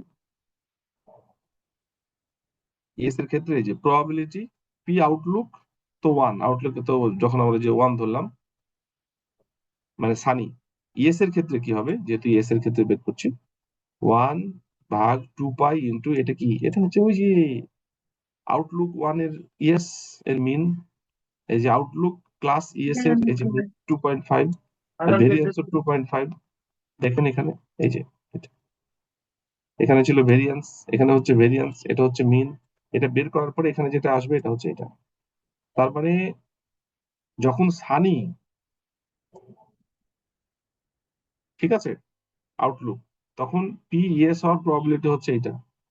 যখন টেম্পারেচার হচ্ছে হট, তখন পি ইয়েস হওয়ার প্রবাবিলিটি, এটা কোনটা টেম্পারেচারের ক্ষেত্রে, টেম্পারেচারের ক্ষেত্রে যখন ইয়েস ছিল তখন এই যে এটা আসবে টেম্পারেচারের ক্ষেত্রে ইয়েস 2.25, আর এখানে দেখা যাচ্ছে না এটা, এই যে 2.25, এটা হচ্ছে 1 পয়েন্ট, এই যে 0.6875। তাহলে এটা হলো আমাদের ইয়েস এর জন্য আউটলুক 1 এবং টেম্পারেচার 1 কত। এইটা এখন আমরা তো আউটলুকের জন্য বের করলাম, এটা টেম্পারেচারের জন্য বের করলাম এটা। এখন এই যে ইকুয়েশনটা এটা কোথায় থেকে আসলো?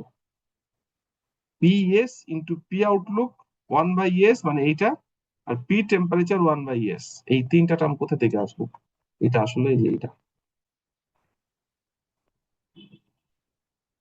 এটাই ছিল আমাদের আসল জিনিস। দেখেন তো আমরা কিন্তু আসলে কি বের করছিলাম, গসিয়ান নেইভ বায়াস ক্লাসিফিকেশন দিয়ে we calculate the posterior probability of each class C K given for the feature.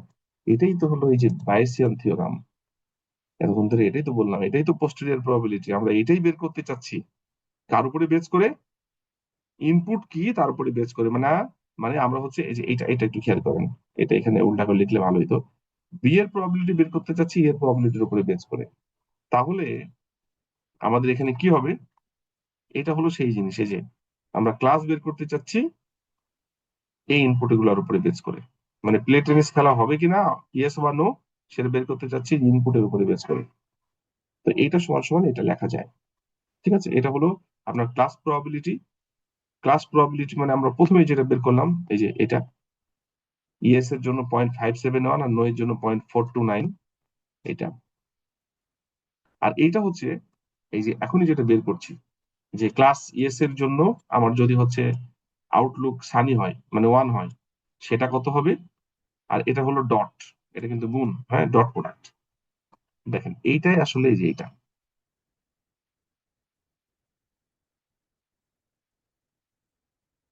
Posterior probability for yes, মানে প্রে টেনিসের ইয়েস এর জন্য এই যে P yes into P Outlook 1 yes, P Outlook 1 yes মানে এই যে এইটা,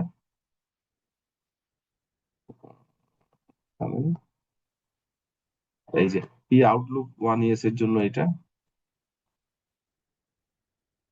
আর পি টেম্পারেচার 1 ইয়েস এর জন্য এটা, তিনটা গুণ করলে রেজাল্ট আসে এটা। তার মানে ইয়েস হওয়ার প্রবাবিলিটি হচ্ছে এটা। ঠিক একইভাবে আমরা যদি নো ক্যালকুলেশন করি, এগুলো তো সব হিসাব দেওয়াই আছে। নো এর জন্য আউটলুক 1 এর ক্ষেত্রে কি রেজাল্ট, এই যে নো এর জন্য, এই যে আউটলুক নো এর জন্য এই যে মিন হচ্ছে 1.667, এটা হচ্ছে ভেরিয়েন্স। ঠিক এভাবে টেম্পারেচারের জন্য নো ইয়েস আছে, এই যে টেম্পারেচারের জন্য এটা টেম্পারেচারের, এই যে নো, নো এর ক্ষেত্রে এই যে এটা হচ্ছে মিন ভেরিয়েন্স। আপনি যদি এই ফর্মুলাতে এটা বের করেন আগের মতোই, নো এর ক্ষেত্রে আউটলুক যদি 1 হয় মানে সানি হয়, সেক্ষেত্রে টেনিস না খেলার জন্য যে প্রবাবিলিটি, পিডিএফ দিয়ে প্রবাবিলিটি ডেনসিটি ফাংশন দিয়ে, তাহলে এটা আসবে। আর টেম্পারের জন্য যেটা আসবে, ঠিক একইভাবে আমরা নোয়েটটা এবং তার হচ্ছে এই কন্ডিশনে যদি এই দুটো গুণ করি, তাহলে এটা হচ্ছে 0.0464, আর এখানে আসলো 0.00071। কোনটা প্রবাবিলিটি বেশি? এটা। তার মানে দেখেন নো এর প্রবাবিলিটি বেশি, এটা বেশি, অতএব এটা ক্লাস প্রেডিক্টেড ক্লাস ছিল। আমি কি বোঝাতে পারলাম? সহজ কিন্তু, আসলেই সহজ, মানে ক্যালকুলেশন দিয়ে বোঝানো হলো এবং ইকুয়েশনের সাথে করে। তাহলে আমরা ইকুয়েশনের ডেরিভেশন গুলো দেখছি না, কি বুঝতে অসুবিধা? একটু দেখতে হবে আপনাদের, আমি মোটামুটি ভাবে সিকোয়েন্সটা বলে দিলাম। কি কঠিন লাগছে না সহজ? জি স্যার, একটু দেখলেই হয়ে যাবে। কি অবস্থা আপনাদের, কোনো কোয়েরি বা এরকম কিছু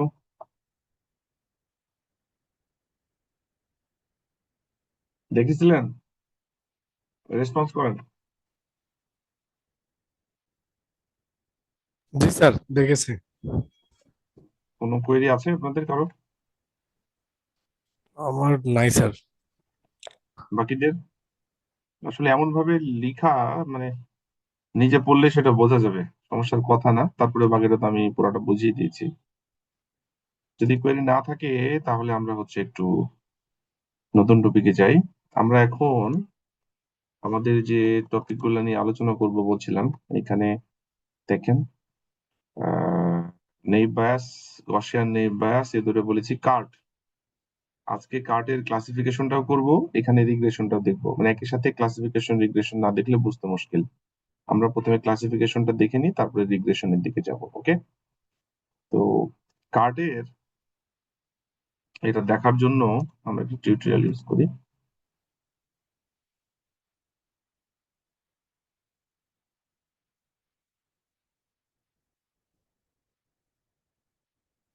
এক মিনিট, কোথায় আছে একটু দেখতে হবে, থামেন।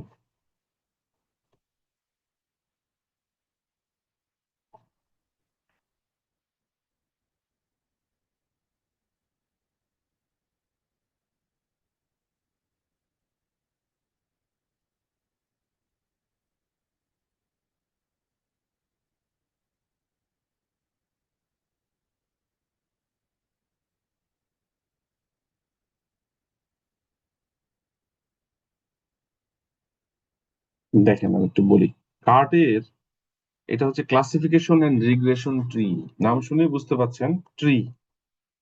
তো ট্রি হচ্ছে খুব পপুলার একটা টার্ম আইটিতে, যারা আমরা কাজ করি তাদের জন্য, বিশেষ করে যারা সিএসসি, আইটি বা এই ধরনের ফিল্ড গুলো পড়াশোনা করেন। এবং ট্রি অনেক ধরনের আছে, তার মধ্যে স্পেশালি বাইনারি ডিসিশন ট্রির উপরে বেস করেই কিন্তু আপনার কার্ট অ্যালগোরিদম ডেভেলপ করা। তো আমি যে টিউটোরিয়ালটা ব্যবহার করব, এটা খুবই সংক্ষেপে এই কার্ডটা বোঝানো হচ্ছে। কার্ড আসলে অন্য যে অ্যালগোরিদম গুলো আমরা দেখলাম সেইটা থেকে বেশ কিছুটা আলাদা, একটু অন্যভাবে আপনাকে চিন্তা করতে হবে। হুম যেমন ধরেন যে কার্ট আসলে কি করে। এটা বাইনারি ডিসিশন ট্রি। আগে বাইনারি ডিসিশন ট্রিটা বলি। যেমন এইটা একটা বাইনারি ডিসিশন ট্রি। কি হতে পারে দেখেন, আমরা মেল আর ফিমেলের মধ্যে ক্লাসিফিকেশন করতে চাচ্ছি। এখানে ইনপুট হচ্ছে দুইটা, হাইট দেওয়া আছে আর ওয়েট দেওয়া আছে, আর আউটপুট হচ্ছে either it is male or female. Okay, দুইটা ইনপুট ভেরিয়েবল, হাইট এবং ওয়েট, আর আউটপুট হচ্ছে মেল বা ফিমেল, যে কোনো একটা হতে পারে। ইয়েস নো আপনি ধরতে পারেন, সমস্যা নেই। যদি কারো হাইট 180 সেমির ওপরে যায় তাহলে মেল, যদি নিচে যায় তাহলে এখানে চলে আসবে। এটা হলো বাইনারি ডিসিশন ট্রি। মানে বাইনারি ডিসিশন ট্রি মানে আইদার ইয়েস আছে অথবা নো আছে, যে কোনো একটা। ট্রিতে কিন্তু এখানে আরো অপশন থাকতে পারতো, 3টা 4টা অপশন থাকতে পারতো, কিন্তু বাইনারি ডিসিশন ট্রির ক্ষেত্রে আমাদের এখানে দুইটা অপশন থাকবে, ইয়েস আর নো, দুইটা।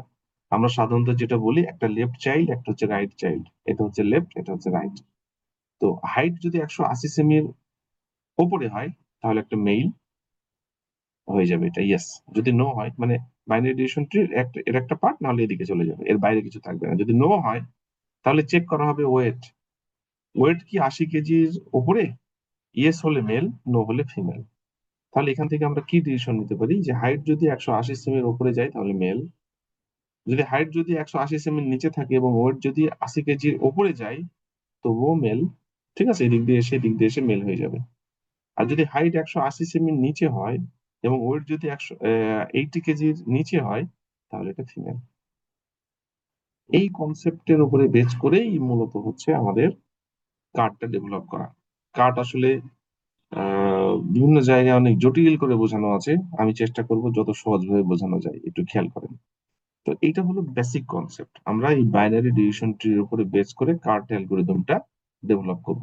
দুইটা পার্ট থাকবে, দুইটা হ্যান্ড থাকবে, একটা লেফট হ্যান্ড, একটা রাইট হ্যান্ড। একটাকে বলা হয় লেফট চাইল্ড, একটা হচ্ছে রাইট চাইল্ড। যেমন এটা লেফট, এটা রাইট, এটা লেফট, এটা রাইট। এখানে ইনপুট ভেরিয়েবল দুইটা, একটা হচ্ছে হাইট, একটা হচ্ছে ওয়েট, আর আউটপুট হচ্ছে either it can be male or female. Okay, মানে বাইনারি ক্লাসিফিকেশন। এইখানে আর নতুন কিছু বলার নাই, এটা আমরা এরপরের চ্যাপ্টারে চলে যাবো। এইখানে আপনার পুরোপুরি ক্লিয়ার হবে। এখন দেখেন আমরা শুরু করলাম, ওইটা ছিল কনসেপ্ট। ওকে, আমরা এখন এইটার এক্সাম্পল থেকে শুরু করব। এইটা একটা ডেটা সেট, ডেটা সেটের দুইটা ইনপুট ভেরিয়েবল। ওকে, এইটা হলো x1, এটা হচ্ছে x2। যদি x1 এর ভ্যালু এমন হয়, x2 এর ভ্যালু এমন হয়, তাহলে আউটপুট হচ্ছে 0। যদি x1 এর ভ্যালু এমন হয়, আউটপুট যদি x2 যদি এরকম হয়, আউটপুট 0। এরকম এই কন্ডিশন গুলা 0-র জন্য, এই কন্ডিশন গুলা 1-এর জন্য। খেয়াল করেন ভালো মতো ডেটা সেটটা, x1 x2 এই দুইটার জন্য। এখন আমরা এটা কার্ড দিয়ে কিভাবে কাজ করে সেটা কিন্তু আমরা দেখতে চাই। এটা একটু আমাকে যেটা করতে হবে, এটা একটু নিয়ে নিই, এটা সবসময় লাগবে, এটা ছাড়া বোঝাটা খুব মুশকিল। আমরা এতটুকু কিন্তু নিয়ে নিলাম ডেটা সেটটা।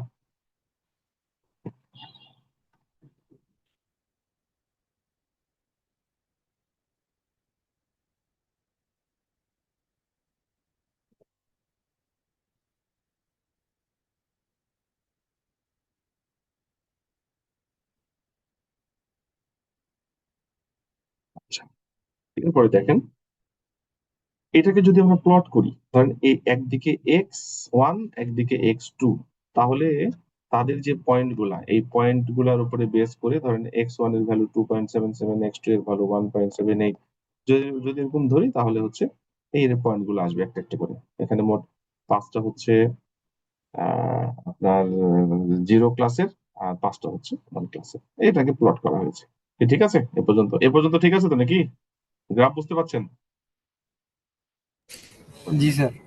ওকে, এরপরে দেখেন আমরা লার্নিং চালাবো, আমাদের কার্ট অ্যালগোরিদমের লার্নিং এই ডেটা সেটের উপরে চালাবো। আমাদের আসলে উদ্দেশ্য কি? এই যে বাইনারি ডিসিশন ট্রি, এটা দেখানোর কিন্তু উদ্দেশ্য আছে। খুব সিম্পল হতে চিন্তা করেন, আমরা একটা ডিমার্কেশন পয়েন্ট বের করব, যেই পয়েন্টের এ পাশে হলে এক গ্রুপ, এ পাশে হলে আরেক গ্রুপ। আমরা প্রথমে একটা সিঙ্গেল ভেরিয়েবলের জন্য দেখবো। আচ্ছা, যদি আমরা এমন করতাম যে শুধুমাত্র হাইট দিয়ে মেজার করতাম, ওয়েট নিব না, হাইট যদি 180 সেমির উপরে হয় তাহলে মেল, আর হাইট যদি 180 সেমির নিচে হয় তাহলে ফিমেল। ওয়েট নাই, ওয়েট দিয়ে ধরলাম না। তাহলে আমাদের এখানে কয়টা, আমাদের এই ডেটা সেটে কয়টা ইনপুট থাকতো? একটা। ধরলাম x1, x2টা আমরা পরে চিন্তা করি। আমাদের ডেটা সেটে আমরা শুধুমাত্র একটা ইনপুটের উপরে বেস করে চিন্তা করছি, যেমন এই যে এটা x1 এর জন্য এটা, ওকে, x1 এর জন্য আউটপুট, x2 আমরা ধরছি না। ঠিক আছে, পরে ধরবো, পরে কথা বলবো, এটা আগে শেষ করি। এখন কার্ভ মডেলের মেইন কাজই হচ্ছে আমাদের ওই পয়েন্টটা বের করা, এই যে 180 সেমির ওপরে হবে না নিচে হবে, মানে 180 সেমি আমি কোন পয়েন্টে ধরলাম, আরো তো সেন্টিমিটার থাকতে পারতো। আমাকে কে বললো যে 180 সেমির ওপরে হলে মেল হবে আর নিচে হলে ফিমেল হবে? তো এই 180 সেমি যেটা, এই পয়েন্টটা আসলে বের করতে হবে আমাকে, এটা হলো স্প্লিট পয়েন্ট। এই স্প্লিট পয়েন্টটা আমি বের করব। আমাদের এইখানে যে যদি আমরা সিঙ্গেল ইনপুট ধরি, যেমন দেখেন এখানে যদি আমরা সিঙ্গেল ইনপুট ধরি, আমরা বললাম যে শুধুমাত্র x1 ধরবো, x2টা এখন আমাদের চিন্তার বাইরে। তাহলে x1 এর এখানে দেখেন অনেকগুলো ভ্যালু আছে, 2.77, 1.72, 3.67, 3, এভাবে চলছে, 7, 8, 10, 6। কোন ভ্যালু ধরলে আমাদের আউটপুট জিরো হবে, আর নিচে ধরলে জিরো হবে, উপরে ধরলে ওয়ান হবে, আমরা সেটা বের করবো শুধু x1 এর ক্ষেত্রে, x2 না, মানে একটা ভেরিয়েবলের ক্ষেত্রে। এই পয়েন্টটা বা এই স্প্লিট পয়েন্টটা বের করার জন্য আমাদের যেটা করতে হবে, অনেকগুলো ওয়ে আছে। এইটা হলো খুব পপুলার, গিনি ইন্ডেক্স দিয়ে বের করা। তো গিনি ইন্ডেক্স দিয়ে আমরা যদি পয়েন্টটা বের করতে চাই, তাহলে এটা তো বুঝতেই পাচ্ছেন, এটা হলো প্রবাবিলিটি পিকে, আর এটা হচ্ছে 1 - পিকে। ঠিক আছে, এইখানে এটা পুরাটা কাজ করবে, যেমন দেখেন কে এর ভ্যালু 1 থেকে n পর্যন্ত হতে পারে। ফর কেটা কি, ফর ইচ ক্লাস কে, এখানে ক্লাস কটা? দুইটা। ওয়ার ভ্যালু 0 অথবা 1, তার মানে দুইটা class. For each class K, মানে দুইটা ক্লাসের জন্য বের করতে হবে। For each group left and right, ওই যে আমাদের binary tree, left hand right hand বললাম যে 180 নিচে অথবা উপরে, তো একটা একদিকে লেফট চাইল্ড একদিকে রাইট চাইল্ড, ওকে। তো প্রত্যেকটা ক্লাসের জন্য লেফট রাইট চিন্তা করে আপনাকে কাজ করতে হবে। এখন এই ইকুয়েশনটাকে যদি আমরা ব্রেক করি, হয় এটা কিভাবে, এই যে গিনি ইন্ডেক্সের যে স্প্লিট, সেটা আমরা কি বললাম, ফর ইচ ক্লাস, এটা ধরতে হবে। ফর ইচ ক্লাস, ক্লাস কয়টা? দুইটা। দুইটা কি করে, এই যে এটা আমরা একটু কপি করে নিলাম।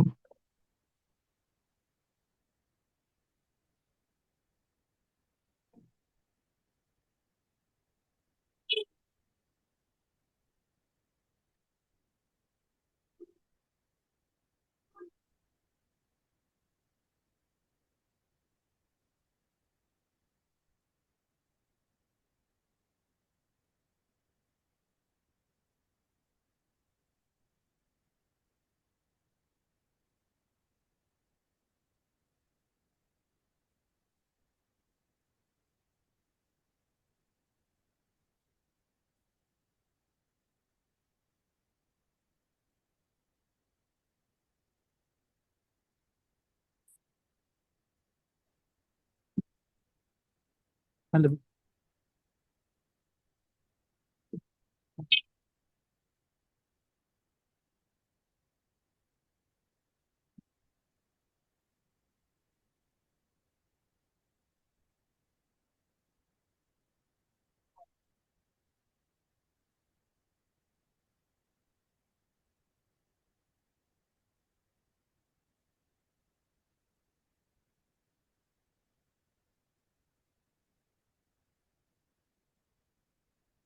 খেয়াল করুন, এটা ছিল আমাদের ডেটা সেট। শুনতে পাচ্ছেন আমাকে? শুনতে পাচ্ছেন? জি স্যার। আচ্ছা, এটা ছিল আমাদের ডেটা সেট। এইটা খেয়াল করেন, এই তো একটু মেশিনে ঝামেলা করছিল। তো এখানে এইটা কি করে আসলো, এটা একটু দেখেন, যেটা আমরা বলছিলাম, এই এই ইকুয়েশনটাকে স্প্লিট করে কিন্তু এইটা আসছে কিভাবে, গিনি স্প্লিট, তো গিনি স্প্লিট। এখানে দেখেন for each class K, class কটা আছে? দুইটা না, একটা জিরো একটা ওয়ান। আপনি যদি দেখেন, এই যে একটা জিরো গ্রুপ একটা ওয়ান গ্রুপ, তাহলে প্রত্যেকটা ক্লাসের জন্য আপনাকে চিন্তা করতে হবে। এখানে এই অংশটুকু হচ্ছে ক্লাস 0-র জন্য, আর এই অংশটুকু হচ্ছে ক্লাস 1-এর জন্য। বোঝা গেল? ঠিক আছে, এখন দেখেন তাহলে ফর ইচ ক্লাস মানে দুইটা ক্লাসের জন্য, এটা হলো 0 ক্লাসের, এটা 1 ক্লাসের। বোঝা গেল? For each group left and right, লেফটের জন্য চিন্তা করতে হবে, রাইটের জন্য চিন্তা করতে হবে। এতটুকু হচ্ছে লেফটের জন্য, আর এতটুকু হচ্ছে রাইটের জন্য। নিচেও তাই, লেফটের জন্য রাইটের জন্য। মনে ক্লিয়ার? এরপরে আপনার এই ইকুয়েশনটা ধরে নেবার। ঠিক আছে, তাহলে লেফটের জন্য যখন আপনি চিন্তা করছেন, এটা তো লেফটের আর এটা হচ্ছে রাইটের। লেফটের জন্য আপনি চিন্তা করছেন যখন, লেফট এটা তো 0 ক্লাসের জন্য 0 into 1 minus left 0 as per equation. এটা হচ্ছে রাইটের জন্য 1 মাইনাস রাইট 0। ঠিক একইভাবে এটা হচ্ছে 0 গ্রুপের, এটা হচ্ছে 1 গ্রুপের। কি বোঝা গেল? এটা ইকুয়েশন ঠিক আছে? কোনো কোয়েরি? কথা বলেন, না হলে বুঝতে পারবো না। শুনতে পাচ্ছেন? কোনো রেসপন্স নাই। আমাকে শুনতে পান? স্যার শোনা জি যাচ্ছে স্যার, জি জিনিসটা। স্যার, শোনা যাচ্ছে স্যার। জিনিসটা একটু স্যার মানে মানে বুঝতে কষ্ট হয়েছে স্যার, আরেকবার যদি রিভিউ করতেন। হ্যাঁ, এই যে বললাম যে ওই জন্য তো বলছি এটা বুঝতে সমস্যা হতে পারে, সেই জন্যই তো। এই যে ফর ইচ ক্লাস, ক্লাস কয়টা? দুইটা না? এই যে 0 একটা, 1 একটা, তাই না? জি দুইটা তো। স্যার। তাহলে এই যে এই অংশটুকু হচ্ছে 0 ক্লাসের জন্য, আর এই অংশটুকু হচ্ছে ওয়ানের জন্য। 1 এর জন্য। ওকে, জি এরপরে কি স্যার। বলছে? For each group left and right, ওই যে লেফট চাইল্ড রাইট চাইল্ড, এতটুকু হচ্ছে লেফটের জন্য আর এতটুকু হচ্ছে রাইটের জন্য। আর নিচের এটারও এতটুকু লেফটের জন্য, এতটুকু রাইটের জন্য। এরপরে এতটুকুর মধ্যে আপনার এতটুকু ফেলে নেওয়ার। পিকে, পিকে মানে হচ্ছে প্রবাবিলিটি। এটা হচ্ছে লেফট 0 হওয়ার প্রবাবিলিটি কত। এই 0টা হচ্ছে 0 গ্রুপের, কারণ এই পুরো অংশটাই তো 0 গ্রুপের জন্য ছিল। তাহলে লেফট 0-র জন্য ইন্টু 1 মাইনাস লেফট 0 প্লাস এটা হচ্ছে রাইটের, রাইট 0 ইন্টু 1 মাইনাস রাইট 0। আর এটা হচ্ছে 1 গ্রুপের জন্য, উপরেরটা 0 গ্রুপ, নিচেরটা 1 গ্রুপ। এটা হচ্ছে লেফটের পোর্শন, এটা হচ্ছে রাইটের পোর্শন। এই তো সিম্পল। তারপরে এই ইকুয়েশন। জি স্যার, এবার বুঝতে পারছি। ঠিক আছে? খুব সহজ, নাহলে বুঝতে কিন্তু অসুবিধা হবে। জিনিস সহজ। আচ্ছা, এরপরে দেখেন আমরা কি করি।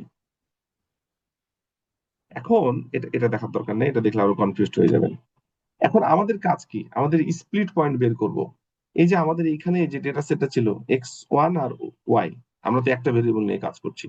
আমাদের এখানে এই পয়েন্ট গুলার মাঝে একটা পয়েন্টের উপরে বেস করে তো আমাদের বলতে হবে যে এই পয়েন্টের নিচে হলে 0 গ্রুপ, আর এই পয়েন্টের উপরে হলে 1 গ্রুপ, তাই তো? খুব সিম্পল জি হিসাব। স্যার। আমরা প্রথমে কি করব? আমরা প্রথমে হচ্ছে এইটাকে ধরবো। যে ঠিক আছে, প্রথমে হচ্ছে আমরা ধরে নিলাম যে x1 এর নিচে যদি হয় তাহলে লেফট, আর x1 এর উপরে হলে রাইট। এক মিনিট, হ্যাঁ।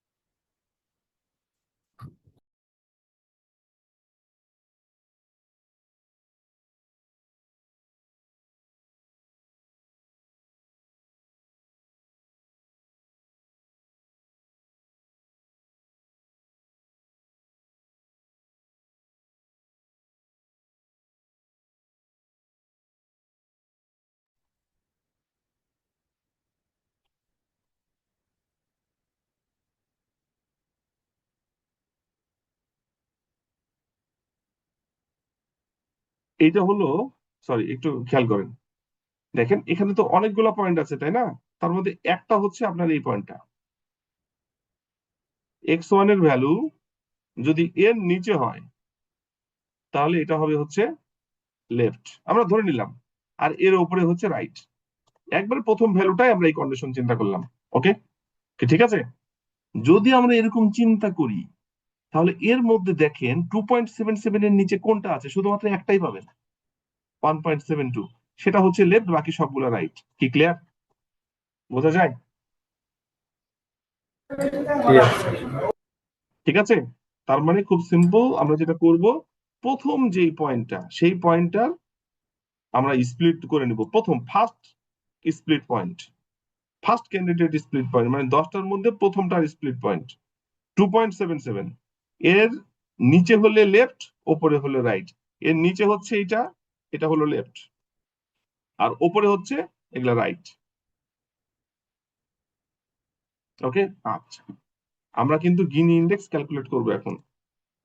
খেয়াল করেন, দেখেন এখানে কিছু ক্যালকুলেশন আবার আছে। গিনি ইন্ডেক্স ক্যালকুলেট করার আগে আপনাকে এগুলা রেডি করতে হবে, কারণ গিনি ইন্ডেক্সের যে ফর্মুলা, এই যে এই ফর্মুলা, এই ফর্মুলাটা আমরা একটু কপি করে নিতে হবে, নাহলে বোঝানো মুশকিল হবে। একটা উইন্ডোতে না থাকলে বোঝানো খুব জটিল হয়ে যায়। তাহলে একটু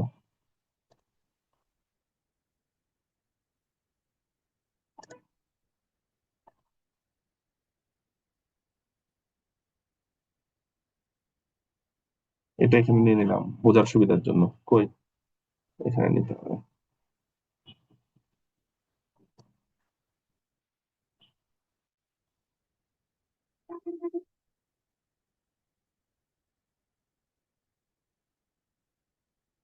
খেয়াল করেন আমরা কোথায় ছিলাম, এখানে, তাই না? আমরা এইখানে দেখছিলাম এইটা। এরপরে এইটা কিভাবে আসলো, এটা দেখেন, এটা কিভাবে আসলো। এখানে দেখেন y0, মানে y0 মানে এই যে এখানকার আউটপুট জিরো মানে আউটপুট জিরো যখন, তখনকার কন্ডিশন হচ্ছে এটা। কখন y0? 1/1, মানে এটা হচ্ছে লেফট কয়টা আছে, লেফট আছে কয়টা, একটা, তাই তো? লেফট একটা। হ্যাঁ, আউটপুট y0-র জন্য, মানে আউটপুট জিরোর জন্য টোটাল কয়টা আছে আর লেফট কটা হলো? টোটাল হচ্ছে 1 আর লেফট হচ্ছে একটা, 1/1। এটা কি বোঝা গেল না যায় নাই? নিচের ভ্যালুটা উপরের ভ্যালুটা কি? নিচের ভ্যালুটা হচ্ছে স্যার লেফট কয়টা? Total number of left. আর উপরটা হচ্ছে total number of left for y0। এখানে কিন্তু আরো লেফট থাকতে পারতো, y1-এও লেফট থাকতে পারতো। আপনার এইখানে সেটা যুক্ত হতো। ধরেন এখানে একটা লেফট আছে 1-এর ক্ষেত্রেও, তাও কিন্তু আপনাকে তাহলে যোগ করতে হবে, লেফট তাহলে দুইটা হতো। আর এখানে হচ্ছে y0-র জন্য লেফট কটা, আমি আরেকবার বলি, এটা হচ্ছে y0-র জন্য লেফট কটা, আর এটা হচ্ছে টোটাল লেফট কটা। এটা হলো টোটাল লেফট, আর এটা হচ্ছে y0-র জন্য লেফট, প্রবাবিলিটির যেটা রুল। কি ক্লিয়ার? জি স্যার। আচ্ছা, এইটা যদি আমরা এখানে করি তাহলে এটা হবে ভ্যালু 0। এটা একটা ভ্যালু বের করলাম আমরা। আরেকটা ভ্যালু হচ্ছে এটা, দেখেন y1-এর জন্য টোটাল লেফট কটা আছে, একটাই আছে না? টোটাল লেফট অন হ্যাঁ, আর y1-এর জন্য লেফট কটা, 0টা। একটাও নাই। হ্যাঁ, তার মানে এটা এটা ক্লিয়ার। ওকে, জি এটা স্যার। আমরা করলাম লেফট গ্রুপের জন্য। এবার রাইট গ্রুপের জন্য বের করব। রাইট গ্রুপের জন্য y0 7টা আছে। টোটাল রাইট কটা দেখেন তো? গুনতে হবে টোটাল স্যার। রাইট 7টা। একটা না, কম টোটাল স্যার। রাইট, হ্যাঁ টোটাল রাইট কটা দেখি, 1 2 3 4 5 6 9টা, সরি, টোটাল রাইট 9টা। ওর মধ্যে, ওর মধ্যে y1 কটাতে আছে রাইট? সরি, y1 কটাতে আছে, মানে একটা পেজে না থাকলে খুব মুশকিল এটা বলা। দেখেন এইখানে টোটাল রাইট কটা আছে, 9টা না? বললাম তো। টোটাল নয়টা। হ্যাঁ, আর এইটা এটা ভুল আছে, এটা 4 হবে, এটা 4 হবে, 4। টোটাল রাইট কয়টাতে y0 আছে, কয়টাতে বলেন তো? 1 2 3 4টা এক স্যার। 2 3 4, এটা 4 হবে, মানে ভুল আছে। আপনি ভাগ করেন 4/9, 4/9 ভাগ করলে কত হয়, ওটা আসে কি দেখেন তো? স্যার ভ্যালু ঠিক আছে স্যার। হ্যাঁ, ওটা হলে প্রিন্টিং মিস্টেক। 0.44। হ্যাঁ, 4/9, এই যে 0.44, ঠিক আছে, এটা ঠিক আছে। 7 হবে না, এটা 4 হবে, ঠিক করে নিয়েন, নাহলে কিন্তু কষ্ট হয়ে যাবে। এটা এটা এটা 7 না, এটা হচ্ছে 4। ওকে, আর এখানে কটা বলেন তো? Y1 এর ক্ষেত্রে 9টা তো টোটাল রাইট, আর এখানে হচ্ছে 5টা, 1 2 3 4 5। ওকে, ক্লিয়ার? তাহলে আমরা জি স্যার। এইটা দিয়ে এইটা পাচ্ছি। তাহলে আমরা এখানে কি পাইলাম একটু খেয়াল করেন। ওয়াই এ যখন লেফট গ্রুপের জন্য Y0 হওয়ার প্রবাবিলিটি 1 হওয়ার প্রবাবিলিটি, আর রাইট গ্রুপের জন্য Y0 হওয়ার প্রবাবিলিটি Y1 হওয়ার প্রবাবিলিটি। ঠিক আছে? জি স্যার। এই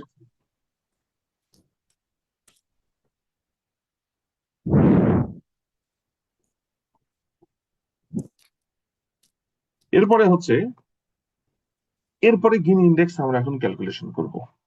একটু ধরেন, এইবারে এটার জন্য আমি এই ইকুয়েশনটা এখানে নিয়েছি যেন বুঝতে সুবিধা হয়। জিনিস সহজ, কিন্তু একটু ধৈর্য নিয়ে বুঝতে হবে।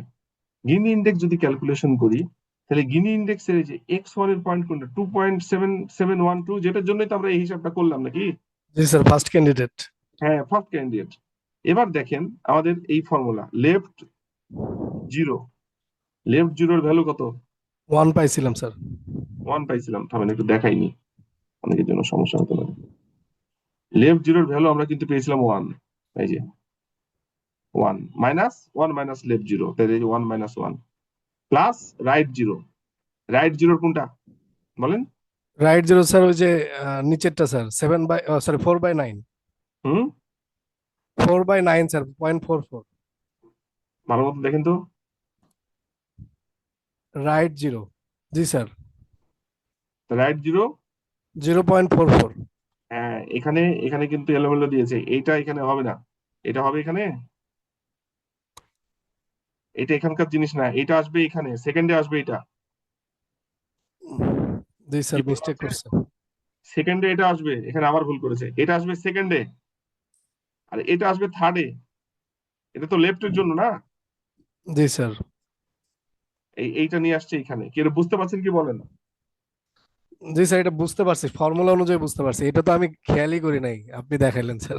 হ্যাঁ, এটা ভুল করেছে, কারণ দেখেন এইটা তো হচ্ছে যে আপনার এইটা তো লেফটের, এই পুরা ডাটা এটাও লেফটের, এটাও লেফটের। আমরা যখন এটা করছি এটা লেফটের, আর এইটা তো হচ্ছে রাইটের জন্য, রাইটের জন্য তো হচ্ছে যে এইটা, জি স্যার। রাইটের জন্য এটা আসবে। ঠিক আছে, মানে এই স্যার ফর্মুলাটা কি ক্লিয়ার তো নাকি? মানে আমাদের স্যার অ্যালজেব্রিক হিসাবে চিন্তা করলে স্যার মিস্টেক হয় নাই তো স্যার, ওই যে মানে টার্ম গুলো জাস্ট এদিক সেদিক হয়েছে স্যার। মিস্টেক নাই, সেকেন্ডটাকে হ্যাঁ, থার্ডে লিখেছে, থার্ডটাকে সেকেন্ডে হ্যাঁ, লিখেছে, হ্যাঁ, কিন্তু এটা লেখা ঠিক না, লোকজনের বুঝতে অসুবিধা, বুঝছেন না? হ্যাঁ, বুঝতে অসুবিধা। কারণ ইকুয়েশন লিখে এলোমেলো করলে তো লোকজনের বুঝতে অসুবিধা। আমরা এই ফর্মুলাতে এটা বসিয়ে নিয়ে এই যে এটা পাইলাম, এইটার গিনি ইন্ডেক্স হলো, এই হিসাব করলে এইটা। তাহলে আমরা এই প্রথম ক্যান্ডিডেটের গিনি ইন্ডেক্স পাইলাম এটা। এভাবে আপনাকে এইটার জন্য গিনি ইন্ডেক্স, এইটার জন্য গিনি ইন্ডেক্স, এইটার জন্য গিনি ইন্ডেক্স, এইটার জন্য গিনি ইন্ডেক্স, এইটার জন্য গিনি ইন্ডেক্স, প্রত্যেকটার জন্য গিনি ইন্ডেক্স বের করতে হবে।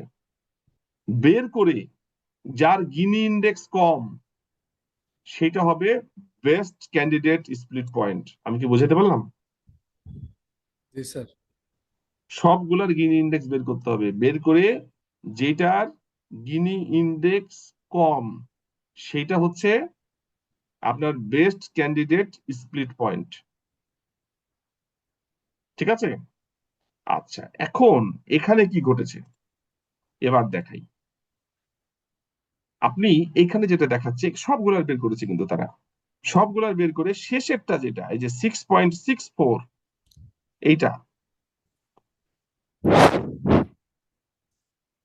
6.64, এইটার এইটার গিনি ইন্ডেক্স হচ্ছে বেস্ট পাচ্ছে ওরা। আপনি এই যে দেখেন এইটার গিনি ইন্ডেক্স পাচ্ছে হচ্ছে 0। 0। এই যে বেস্ট ক্যান্ডিডেট এইটার জন্য এই যে বেস্ট স্প্লিট পয়েন্ট এই যে ধরছে 6.64 এর নিচে হলে লেফট, আর 6.64 এর ওপরে বা সমান হলে রাইট। এটার জন্য আপনার হচ্ছে এই যে গিনি ইন্ডেক্স পাচ্ছে 0। যদি 0 গিনি ইন্ডেক্স পায়, এটা হচ্ছে পিওর গিনি ইন্ডেক্স। এইটা পেয়ে গেলে আর কিছু কথাই নাই, মানে 0 সাধারণত হয় না। 0 মানে কি? 0 মানে হচ্ছে দুইটা ক্লাস একবারে ওয়েল সেপারেটেড। মানে আপনি যদি এই ভেরিয়েবলটা নিয়ে কাজ করেন, তাহলে আপনি হচ্ছে দুইটা গ্রুপের মধ্যে আপনি এইটার নিচে একটা হবে একটা গ্রুপ আর উপরে হবে একটা গ্রুপ। বুঝা গেল? জি স্যার। তো গিনি ইন্ডেক্স যেটা কম, ধরেন আপনি এখানে এই প্রত্যেকটা পয়েন্টের গিনি ইন্ডেক্স বের করবেন, যেটা সব থেকে কমের গিনি ইন্ডেক্স পাবেন, যেই পয়েন্টের ওই পয়েন্টটাকে আপনি হচ্ছে স্প্লিট পয়েন্ট হিসেবে কনসিডার করবেন। যেহেতু এটা আমরা জিরো পেয়ে গেছি, জিরো পেয়ে গেলে পিওর গিনি ইন্ডেক্স ওইটা ধরে রাখলেই চলবে।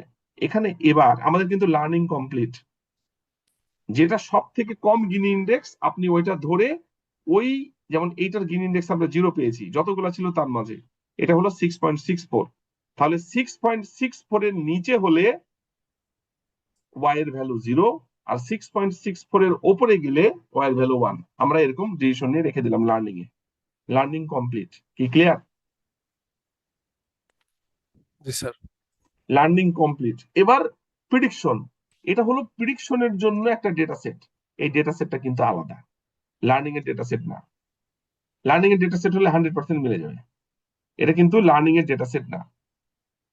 এখন এখন আপনি চিন্তা করেন যে আপনি এই যে আমাদের কিন্তু এইটা কিন্তু কাজ করছে না এখানে, শুধু একটা 2.34, এটা 6.64 এর নিচে না উপরে? নিচে। তার মানে জিরো গ্রুপ। এটাও নিচে, জিরো গ্রুপ। 2, এটাও জিরো গ্রুপ। 3, জিরো গ্রুপের মেম্বার। এটা জিরো গ্রুপ। নিচে জিরো গ্রুপের মেম্বার, এটা উপরে ওয়ান গ্রুপের মেম্বার। 9 উপরে ওয়ান গ্রুপের মেম্বার। 8 উপরে ওয়ান গ্রুপের মেম্বার। এটা নিচে, এটা কোন গ্রুপের মেম্বার? জিরো হওয়া উচিত না?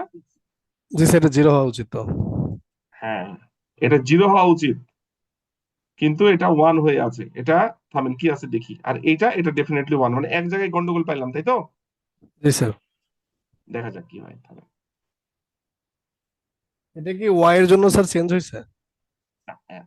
এটা বলা যাবে না। প্রিডিকশন তো আপনার লার্নিং করার সময় যেটা 100% আপনি পাবেন না, এই ভ্যালুগুলো কিন্তু আলাদা। এটা না কিন্তু স্যার, লার্নিং এক্স টু ভ্যালুর জন্য স্যার, এক্স টুর জন্য। না না মানে না, এটা তো এক্স টু এখানে কি কোনো কাজই করে নাই, এক্স টু কোনো ফাংশনই করে নাই। আচ্ছা জাস্ট আচ্ছা। এক্স, আমি এক্স টু এর বিষয়টা পরে আসছি, হ্যাঁ ওটা শেষ করি নাই। আমরা একটা ধরেছি, একটা বাদ দিয়েছি, কেন বাদ দিলাম, থাকলে কি করব পরে আসছে। আপনি চিন্তা করেন এক্স ওয়ান। এখন এই জায়গায় মিললো না, এটা কিন্তু ছিল আমাদের অরিজিনাল ডেটা সেট। এটা এটার সাথে কি মিল আছে? এটা তো সম্পূর্ণ আলাদা। আমরা এই কোনো মিল নাই। পর্যন্ত যতগুলা এইখানে কাজ করেছি টিউটোরিয়ালের মধ্যে, সবগুলা লার্নিং ডেটা সেট দিয়ে দিয়েছে, কিন্তু এটা কিন্তু প্রিডিকশনের আলাদা ডেটা সেট, তাই না? জি স্যার। ওই জন্য এখানে এমনি একটা প্রিডিকশনের টেস্ট ডাটা সেট তো স্বাভাবিকভাবেই লার্নিং এর সাথে মিলে না, আলাদা হবে। এখানে একটা মিললো না, কিন্তু এটা হওয়া উচিত ছিল ওয়ান। মানে এটা তো অ্যাকচুয়াল, আর এটা হলো প্রিডিক্টেড, যেটা আমরা কি জিরো পাবো তো নাকি এখানে? জি স্যার। জিরো, জিরো হওয়া উচিত। তাহলে এটা মিললো না, 10টার মধ্যে একটা না মিললে কত কত পার্সেন্ট হবে? 90%। 90%। হ্যাঁ, এটা 90% ডিফিসিয়েন্সি হবে। বুঝা গেল? জি স্যার। কার্ড কি খুব কঠিন, সহজ? কি খুব জটিল লাগলো নাকি বলেন? না স্যার, আপনি বোঝানোর পরে অনেকটা ক্লিয়ার মনে হচ্ছে। আর কারণ একবার পড়লেই আমাদের ঠিক হয়ে আমি যাবে। চেষ্টা করছি ভ্যালু দিয়ে বোঝানোর, কেননা ভ্যালু না দিয়ে বোঝাইলে শুধু ইকুয়েশন দিয়ে বুঝে কোনো লাভ নেই, কিচ্ছু বোঝাবে না। জি স্যার, আমি এর আগে চেষ্টা করছিলাম, ওই যে 2-4 লাইন পড়ার পরেই ছেড়ে দিই, কিন্তু এইভাবে হুম। বোঝার চেষ্টা করি নাই কখনো। মানে আপনার হচ্ছে ইকুয়েশন দিয়ে বোঝা যায়, কিন্তু সেইটা বোঝার জন্য যে পরিমাণ ম্যাথমেটিক্যাল নলেজ দরকার, সেইটা অনেক ক্ষেত্রেই যারা শিখতে যায় তাদের কিন্তু ওইভাবে হয়ে ওঠে না। জি স্যার। এই কারণে এটা যদি ভ্যালু দিয়ে না বোঝানো যায়, আসলে কিছুই বোঝা যাবে না। এবং ভ্যালু দিয়ে আসলে জিনিসপত্র খুঁজে পাওয়া খুব কঠিন, কোথাও কি কোনটা আছে কোনটা নাই, কোনটা আবার ওর সাথে মিল নাই। আমি চেষ্টা করেছি এটাকে সিনক্রোনাইজ করার, মানে যতটা মানে ক্লিয়ার করা যায়, রিয়েল যেন আইডিয়াটা পাওয়া যায়। জি স্যার। এই এইটা কাট, এটা কিন্তু খুবই পপুলার। এবং এরপরে যে ইনসেম্বল অ্যালগোরিদম গুলো আছে সব কাটের উপরে বেস করে, ম্যাক্সিমাম কাটের উপরে বেস করে। র্যান্ডম ফরেস্ট থেকে শুরু করে অনেক কিছু আছে এটা বুঝতে। তো আমরা কিন্তু এটা লাগবে। তো আমি এখানে যেটা দেখানোর চেষ্টা করলাম সেটা হচ্ছে একটা ভেরিয়েবল দিয়ে কিভাবে আমরা কাজ করতে পারি। দুইটা ভেরিয়েবল দিয়ে কি হবে একটু পরে বলি, আগে দেখে নেন একবার, ওটা সহজ। তো এইটা হলো একটা ভেরিয়েবল দিয়ে আমরা হচ্ছে প্রথমে খুব সহজ গিনি ইন্ডেক্স বের করব, প্রথমটা দ্বিতীয়টা, এভাবে সবগুলো যার গিনি ইন্ডেক্স কম ওইটার নিচে হলে জিরো গ্রুপ আর ওয়ানে হলে ওয়ান গ্রুপ। উপরে গেলে 1 গ্রুপ। ঠিক আছে। কিছু জিনিস এখনো বাকি থেকে গেছে, সেটা আপনাদের বলি। আমি তো একটা ভেরিয়েবল নিয়ে বললাম, যদি একের অধিক ভেরিয়েবল হয় তখন কি হবে খেয়াল করেন। এই টিউটোরিয়ালটাই, এটা নেট থেকে নেওয়া, এই টিউটোরিয়ালটাই, এইটা না সরি, এই টিউটোরিয়ালটা দেখেন। এইখানে যদি আপনার মাল্টিপল ভেরিয়েবল নিয়ে আপনি চিন্তা ভাবনা করেন, একটার বেশি, তাহলে কি হতে পারে আমরা এগুলা দেখবো না, এখানে অনেক কিছু আছে, আপনারা দেখলে দেখতে পারেন। এইখানে এইটা হলো দেখেন, এই যে এখানে দুইটা পদ্ধতিতে বলেছে, একটা এই যে একটা হচ্ছে ইনফরমেশন গেইন, আর একটা হচ্ছে গিনি ইন্ডেক্স। আমরা গিনি ইন্ডেক্স দিয়ে করলাম। তো যদি আপনার মাল্টিপল ভেরিয়েবল হয়, এখানে কিন্তু 4টা ইনপুট ভেরিয়েবল, এ, বি, সি, ডি। আমাদের ওখানে আমরা ভেরিয়েবল নিয়ে, কটা ভেরিয়েবল নিয়ে চিন্তা করলাম, আমরা করেছিলাম কিন্তু একটা ভেরিয়েবল নিয়ে, দুইটা নিয়ম করি নাই। আমি এখানে ধরলাম 4টা। কিরকম হইতে পারে দেখেন, যদি 4টা হয় তাহলে এ ভেরিয়েবলের জন্য আমাদের গিনি ইন্ডেক্স পেয়েছিলাম, এখানে ভেতরে ক্যালকুলেশন করা আছে কিন্তু সামনের দিকে এগুলা। আমি ধরে নিলাম এটা হলো 0.45, 0.45। ঠিক আছে। এই গিনি ইন্ডেক্সে 5 এর নিচে হলে কি বলেন তো, পজিটিভ মানে হচ্ছে ওয়াই এর ভ্যালু 1, আর নেগেটিভ হলে একটা। 3টা পজিটিভ, একটা নেগেটিভ। ঠিক আছে। আর এইটা যদি হয় পজিটিভ 5টা উপরে গেলে, আর নেগেটিভ হচ্ছে 7টা। এটা কি বুঝতে পারলেন? এটা কি ক্লিয়ার? নিচে হলে 7টা 1, আর একটা 0। আর যদি ওপরে যায় তাহলে 5টা 1, 7টা 0। কি বোঝা যায় না, যায় না? একটু ক্লিয়ার করেন, আমাকে কথা বলেন, নাহলে তো আমি বুঝতে পারবো না। এইটা জি আপনি স্যার, বোঝা যাচ্ছে। পজিটিভ মানে ধরে নিন এটা হচ্ছে 1, আর এটা হলো 0, ওয়াই এর ভ্যালু। ঠিক আছে। তো যদি আপনার হচ্ছে এই গিনি ইন্ডেক্সে 4.5 গিনি ইন্ডেক্স ধরলে, তখন হচ্ছে 5-এর নিচে হলে, মানে যখন 5 ধরা হয়েছিল তখন গিনি ইন্ডেক্স হয়েছিল এইটা। এবং এই ক্ষেত্রে 3টা পজিটিভ পাওয়া গেছে নিচে, আর এটা হচ্ছে 1। আর 5-এর উপরে গেলে এটা আমরা তো করলাম ওই জিনিসটা, ওইটা। তারপরে হচ্ছে যখন বি ভেরিয়েবলের ক্ষেত্রে 3-এর নিচে হলে এই অবস্থা, 3-এর উপরে গেলে এই অবস্থা, এবং এটা হচ্ছে গিনি ইন্ডেক্স। সি এর ক্ষেত্রে গিনি ইন্ডেক্স হচ্ছে 0.2, এবং 4.2 এর নিচে গেলে এইটা, উপরে গেলে এইটা, এই উপরে গেলে এগুলা। ঠিক ডি এর ক্ষেত্রেও গিনি ইন্ডেক্স এইটা, 1.4 এর নিচে হলে এগুলা, 1.4 এর উপরে বা সমান হলে এইটা। ওকে। এইটা কিন্তু আমরা ভেরিয়েবল থেকে পেতেই পারি, এই 4টা। এখন আমাদের একটা ডিসিশন ট্রি তৈরি করতে হবে। এই ডিসিশন ট্রিটা কিভাবে করব? কার গিনি ইন্ডেক্স কম দেখেন তো, এ, বি, সি না ডি? মানে 4টা ভেরিয়েবলের এই জিনিস আমরা বের করলাম। এত কিছু চিন্তা না করলে, ওই যে পজিটিভ নেগেটিভ যদি মনে করেন বুঝতে অসুবিধা হচ্ছে, কোনো সমস্যা নেই, এগুলো বাদ দেন। আপনি গিনি ইন্ডেক্স আর কোন পয়েন্টে গিনি ইন্ডেক্স পাচ্ছেন সেটা তো পাবেন, আমরা তো ওইটা করলাম। আমরা এখানে কি করলাম, আমরা এখানে যেটা পাইলাম 6.64 এর, আমরা হচ্ছে গিনি ইন্ডেক্স পাইলাম হচ্ছে 0। ওরকম আমরা হচ্ছে এই পয়েন্ট গুলাতে গিনি ইন্ডেক্স সব থেকে, ওই এ ভেরিয়েবলের আমরা হচ্ছে কম পেয়েছি 5-এর নিচে। 5-এর 5 ধরলে আমাদের গিনি ইন্ডেক্স হচ্ছে এইটা। বি ভেরিয়েবলের ক্ষেত্রে 3 ধরলে গিনি ইন্ডেক্স হচ্ছে এইটা। সি ভেরিয়েবলের ক্ষেত্রে এটা ধরলে গিনি ইন্ডেক্স হচ্ছে 0.2। আর ডি এর ক্ষেত্রে 1.4 ধরলে গিনি ইন্ডেক্স হচ্ছে 2.27, 0.27। এখন যার গিনি ইন্ডেক্স এই 4টার মধ্যে কম, এখানে গিনি ইন্ডেক্স দেখেন সি এর কম, যার গিনি ইন্ডেক্স কম সেটা প্রথমে বসাইতে হবে। প্রথমে বসিয়ে এইটার এই যে 4.2 এর নিচে হলে এক জিনিস, ওপরে হলে আরেকটা। খেয়াল করেন, নিচে হলে চেক হবে, আর যদি ওপরে হয় তাহলে ওটা হচ্ছে নেগেটিভ। খেয়াল করেন। এরপরে ডি এর ক্ষেত্রে, কারণ এইটার পরে এই যে 0.2 এর পরে গিনি ইন্ডেক্স হচ্ছে এটা বেশি,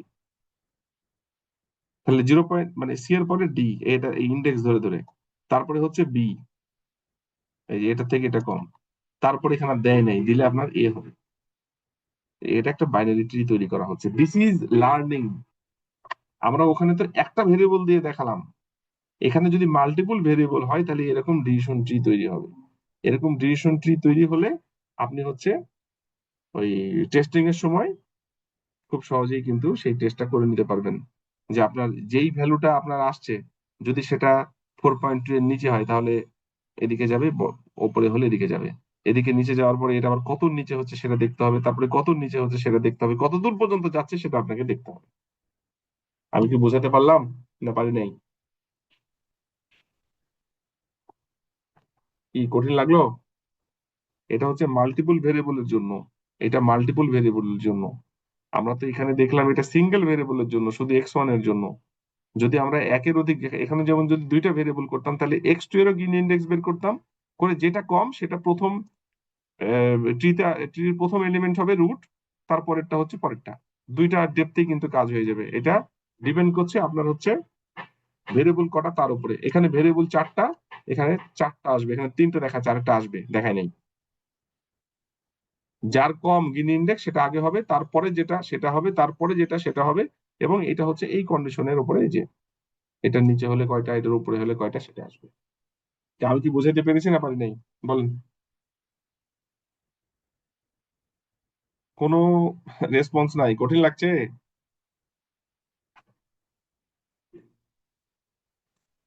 একজন একটু বলেন, বুঝতে কি খুব অসুবিধা হচ্ছে?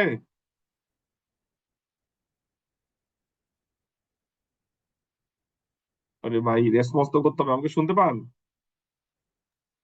Yes, sir. কঠিন লাগছে? এই জন্যই Sir. এই অ্যালগোরিদমের ভেতরে সাধারণত দেখায় না। তারপরে তো আমি চেষ্টা করছি যত সহজভাবে বোঝানো যায়। তো যাই হোক, আমি এটা চেষ্টা করলাম। আপনারা হচ্ছে এটা দেখবেন। আমরা হচ্ছে এইখানে এইখানে হলো,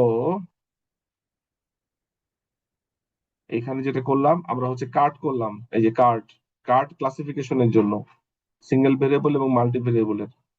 আর এইখানে হলো রিগ্রেশনের জন্য কি হবে, এটা একটু দেখিয়ে ছেড়ে দেবো আজকে। আমাদের মাথায় আর ঢুকছে না, আমি বুঝতে পারছি, এখান থেকে দেখিয়ে ছেড়ে দিই। কার্ট রিগ্রেশনের জন্য কি হবে এটা একটু বলি।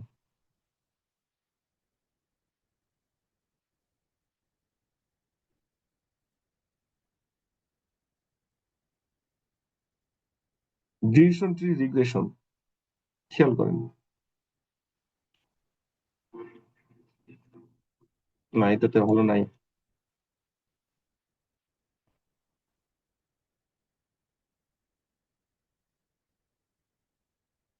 এই রিগ্রেশনটা, আর 5 মিনিট লাগবে, একটু খেয়াল করেন।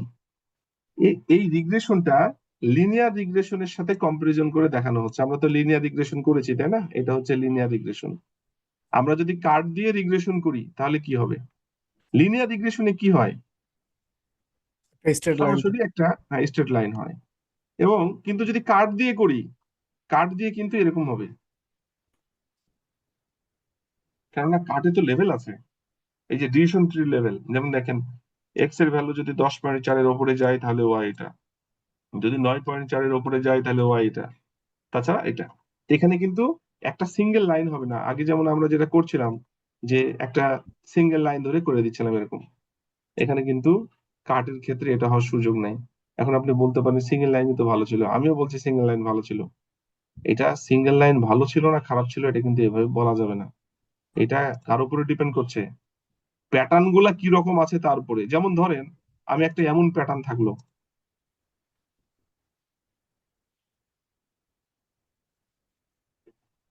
এই ক্ষেত্রে আপনার হচ্ছে লিনিয়ার রিগ্রেশনই ভালো। কিন্তু যদি প্যাটার্ন হয় এরকম, দেখেন তো,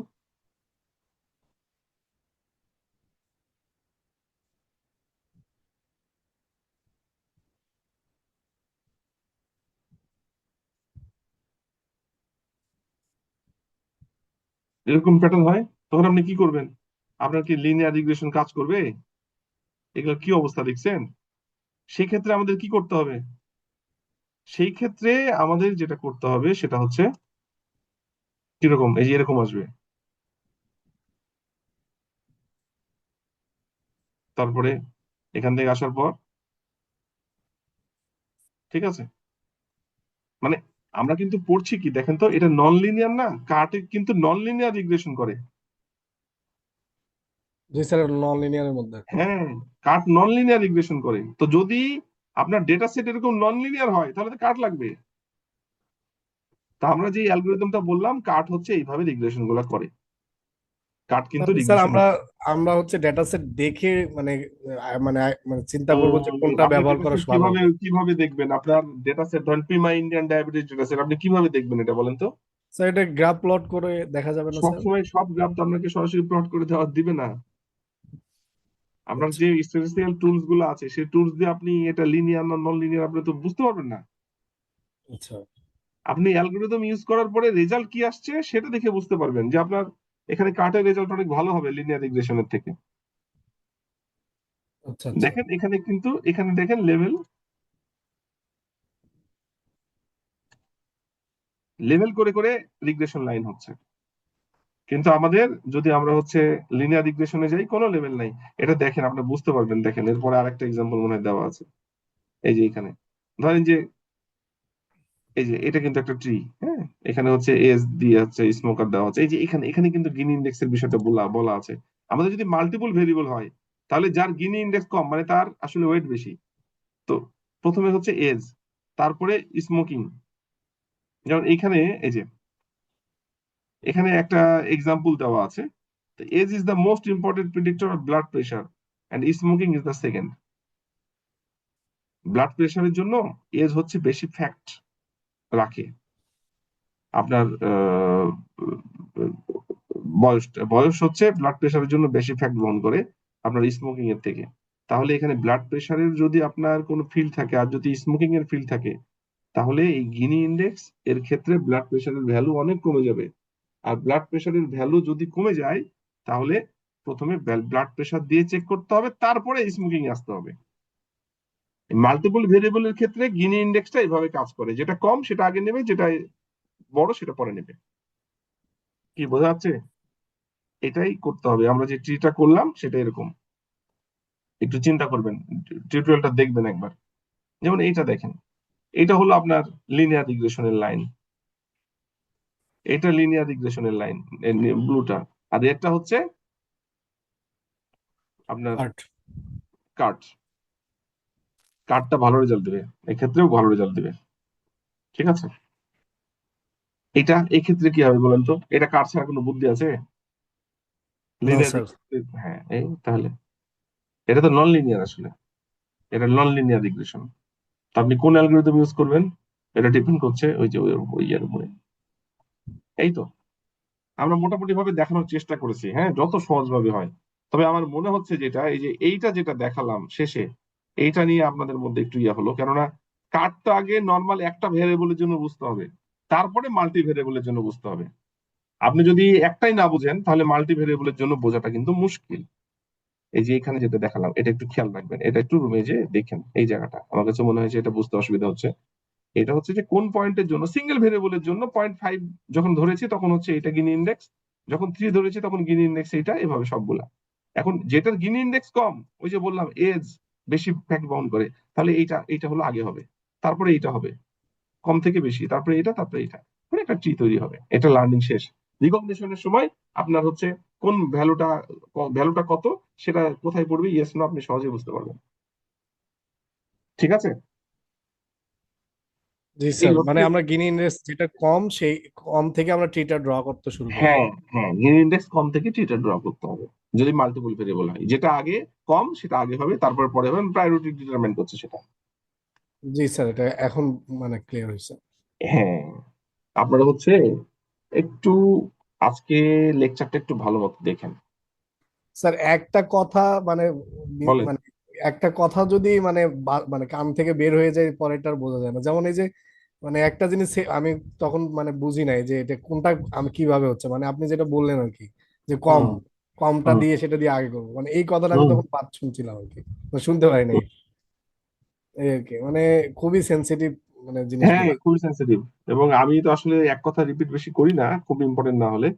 আর না হলে এতগুলো অ্যালগোরিদম এত তাড়াতাড়ি পড়ানো সম্ভব না। যখন আমরা জি ক্লাস স্যার। নেই তখন একটা অ্যালগোরিদমই একদিনে শেষ করা যায় না। আমি তো একটু দ্রুত মানে যাচ্ছি। হুম। এই জন্য স্যার কিছুটা ওভারওয়েলমিং মনে হয় মাঝে মাঝে যে এটা হ্যাঁ এতগুলো হ্যাঁ, আমরা। একটু একটু দ্রুত না গেলে এটা হবে না আসলে, কারণ না আমার টার্গেট ছিল না এগুলো দেখানোর, যেহেতু আপনারা বলেছেন আমি দেখাচ্ছি, অসুবিধা নাই, একটু দেখেন। না এটা স্যার, এতে মাথায়, করে আমাদের বেসিকটাই স্ট্রং হচ্ছে। হ্যাঁ অনেক কোডিং স্ট্রং তো হচ্ছে। পারা যাবে স্যার, কিন্তু এগুলো আসলে খুব ইম্পর্টেন্ট। হুম হুম। আর এটা এক জায়গায় পাওয়াও যায় না। ওকে, থ্যাংক ইউ, সবাই ভালো থাকেন।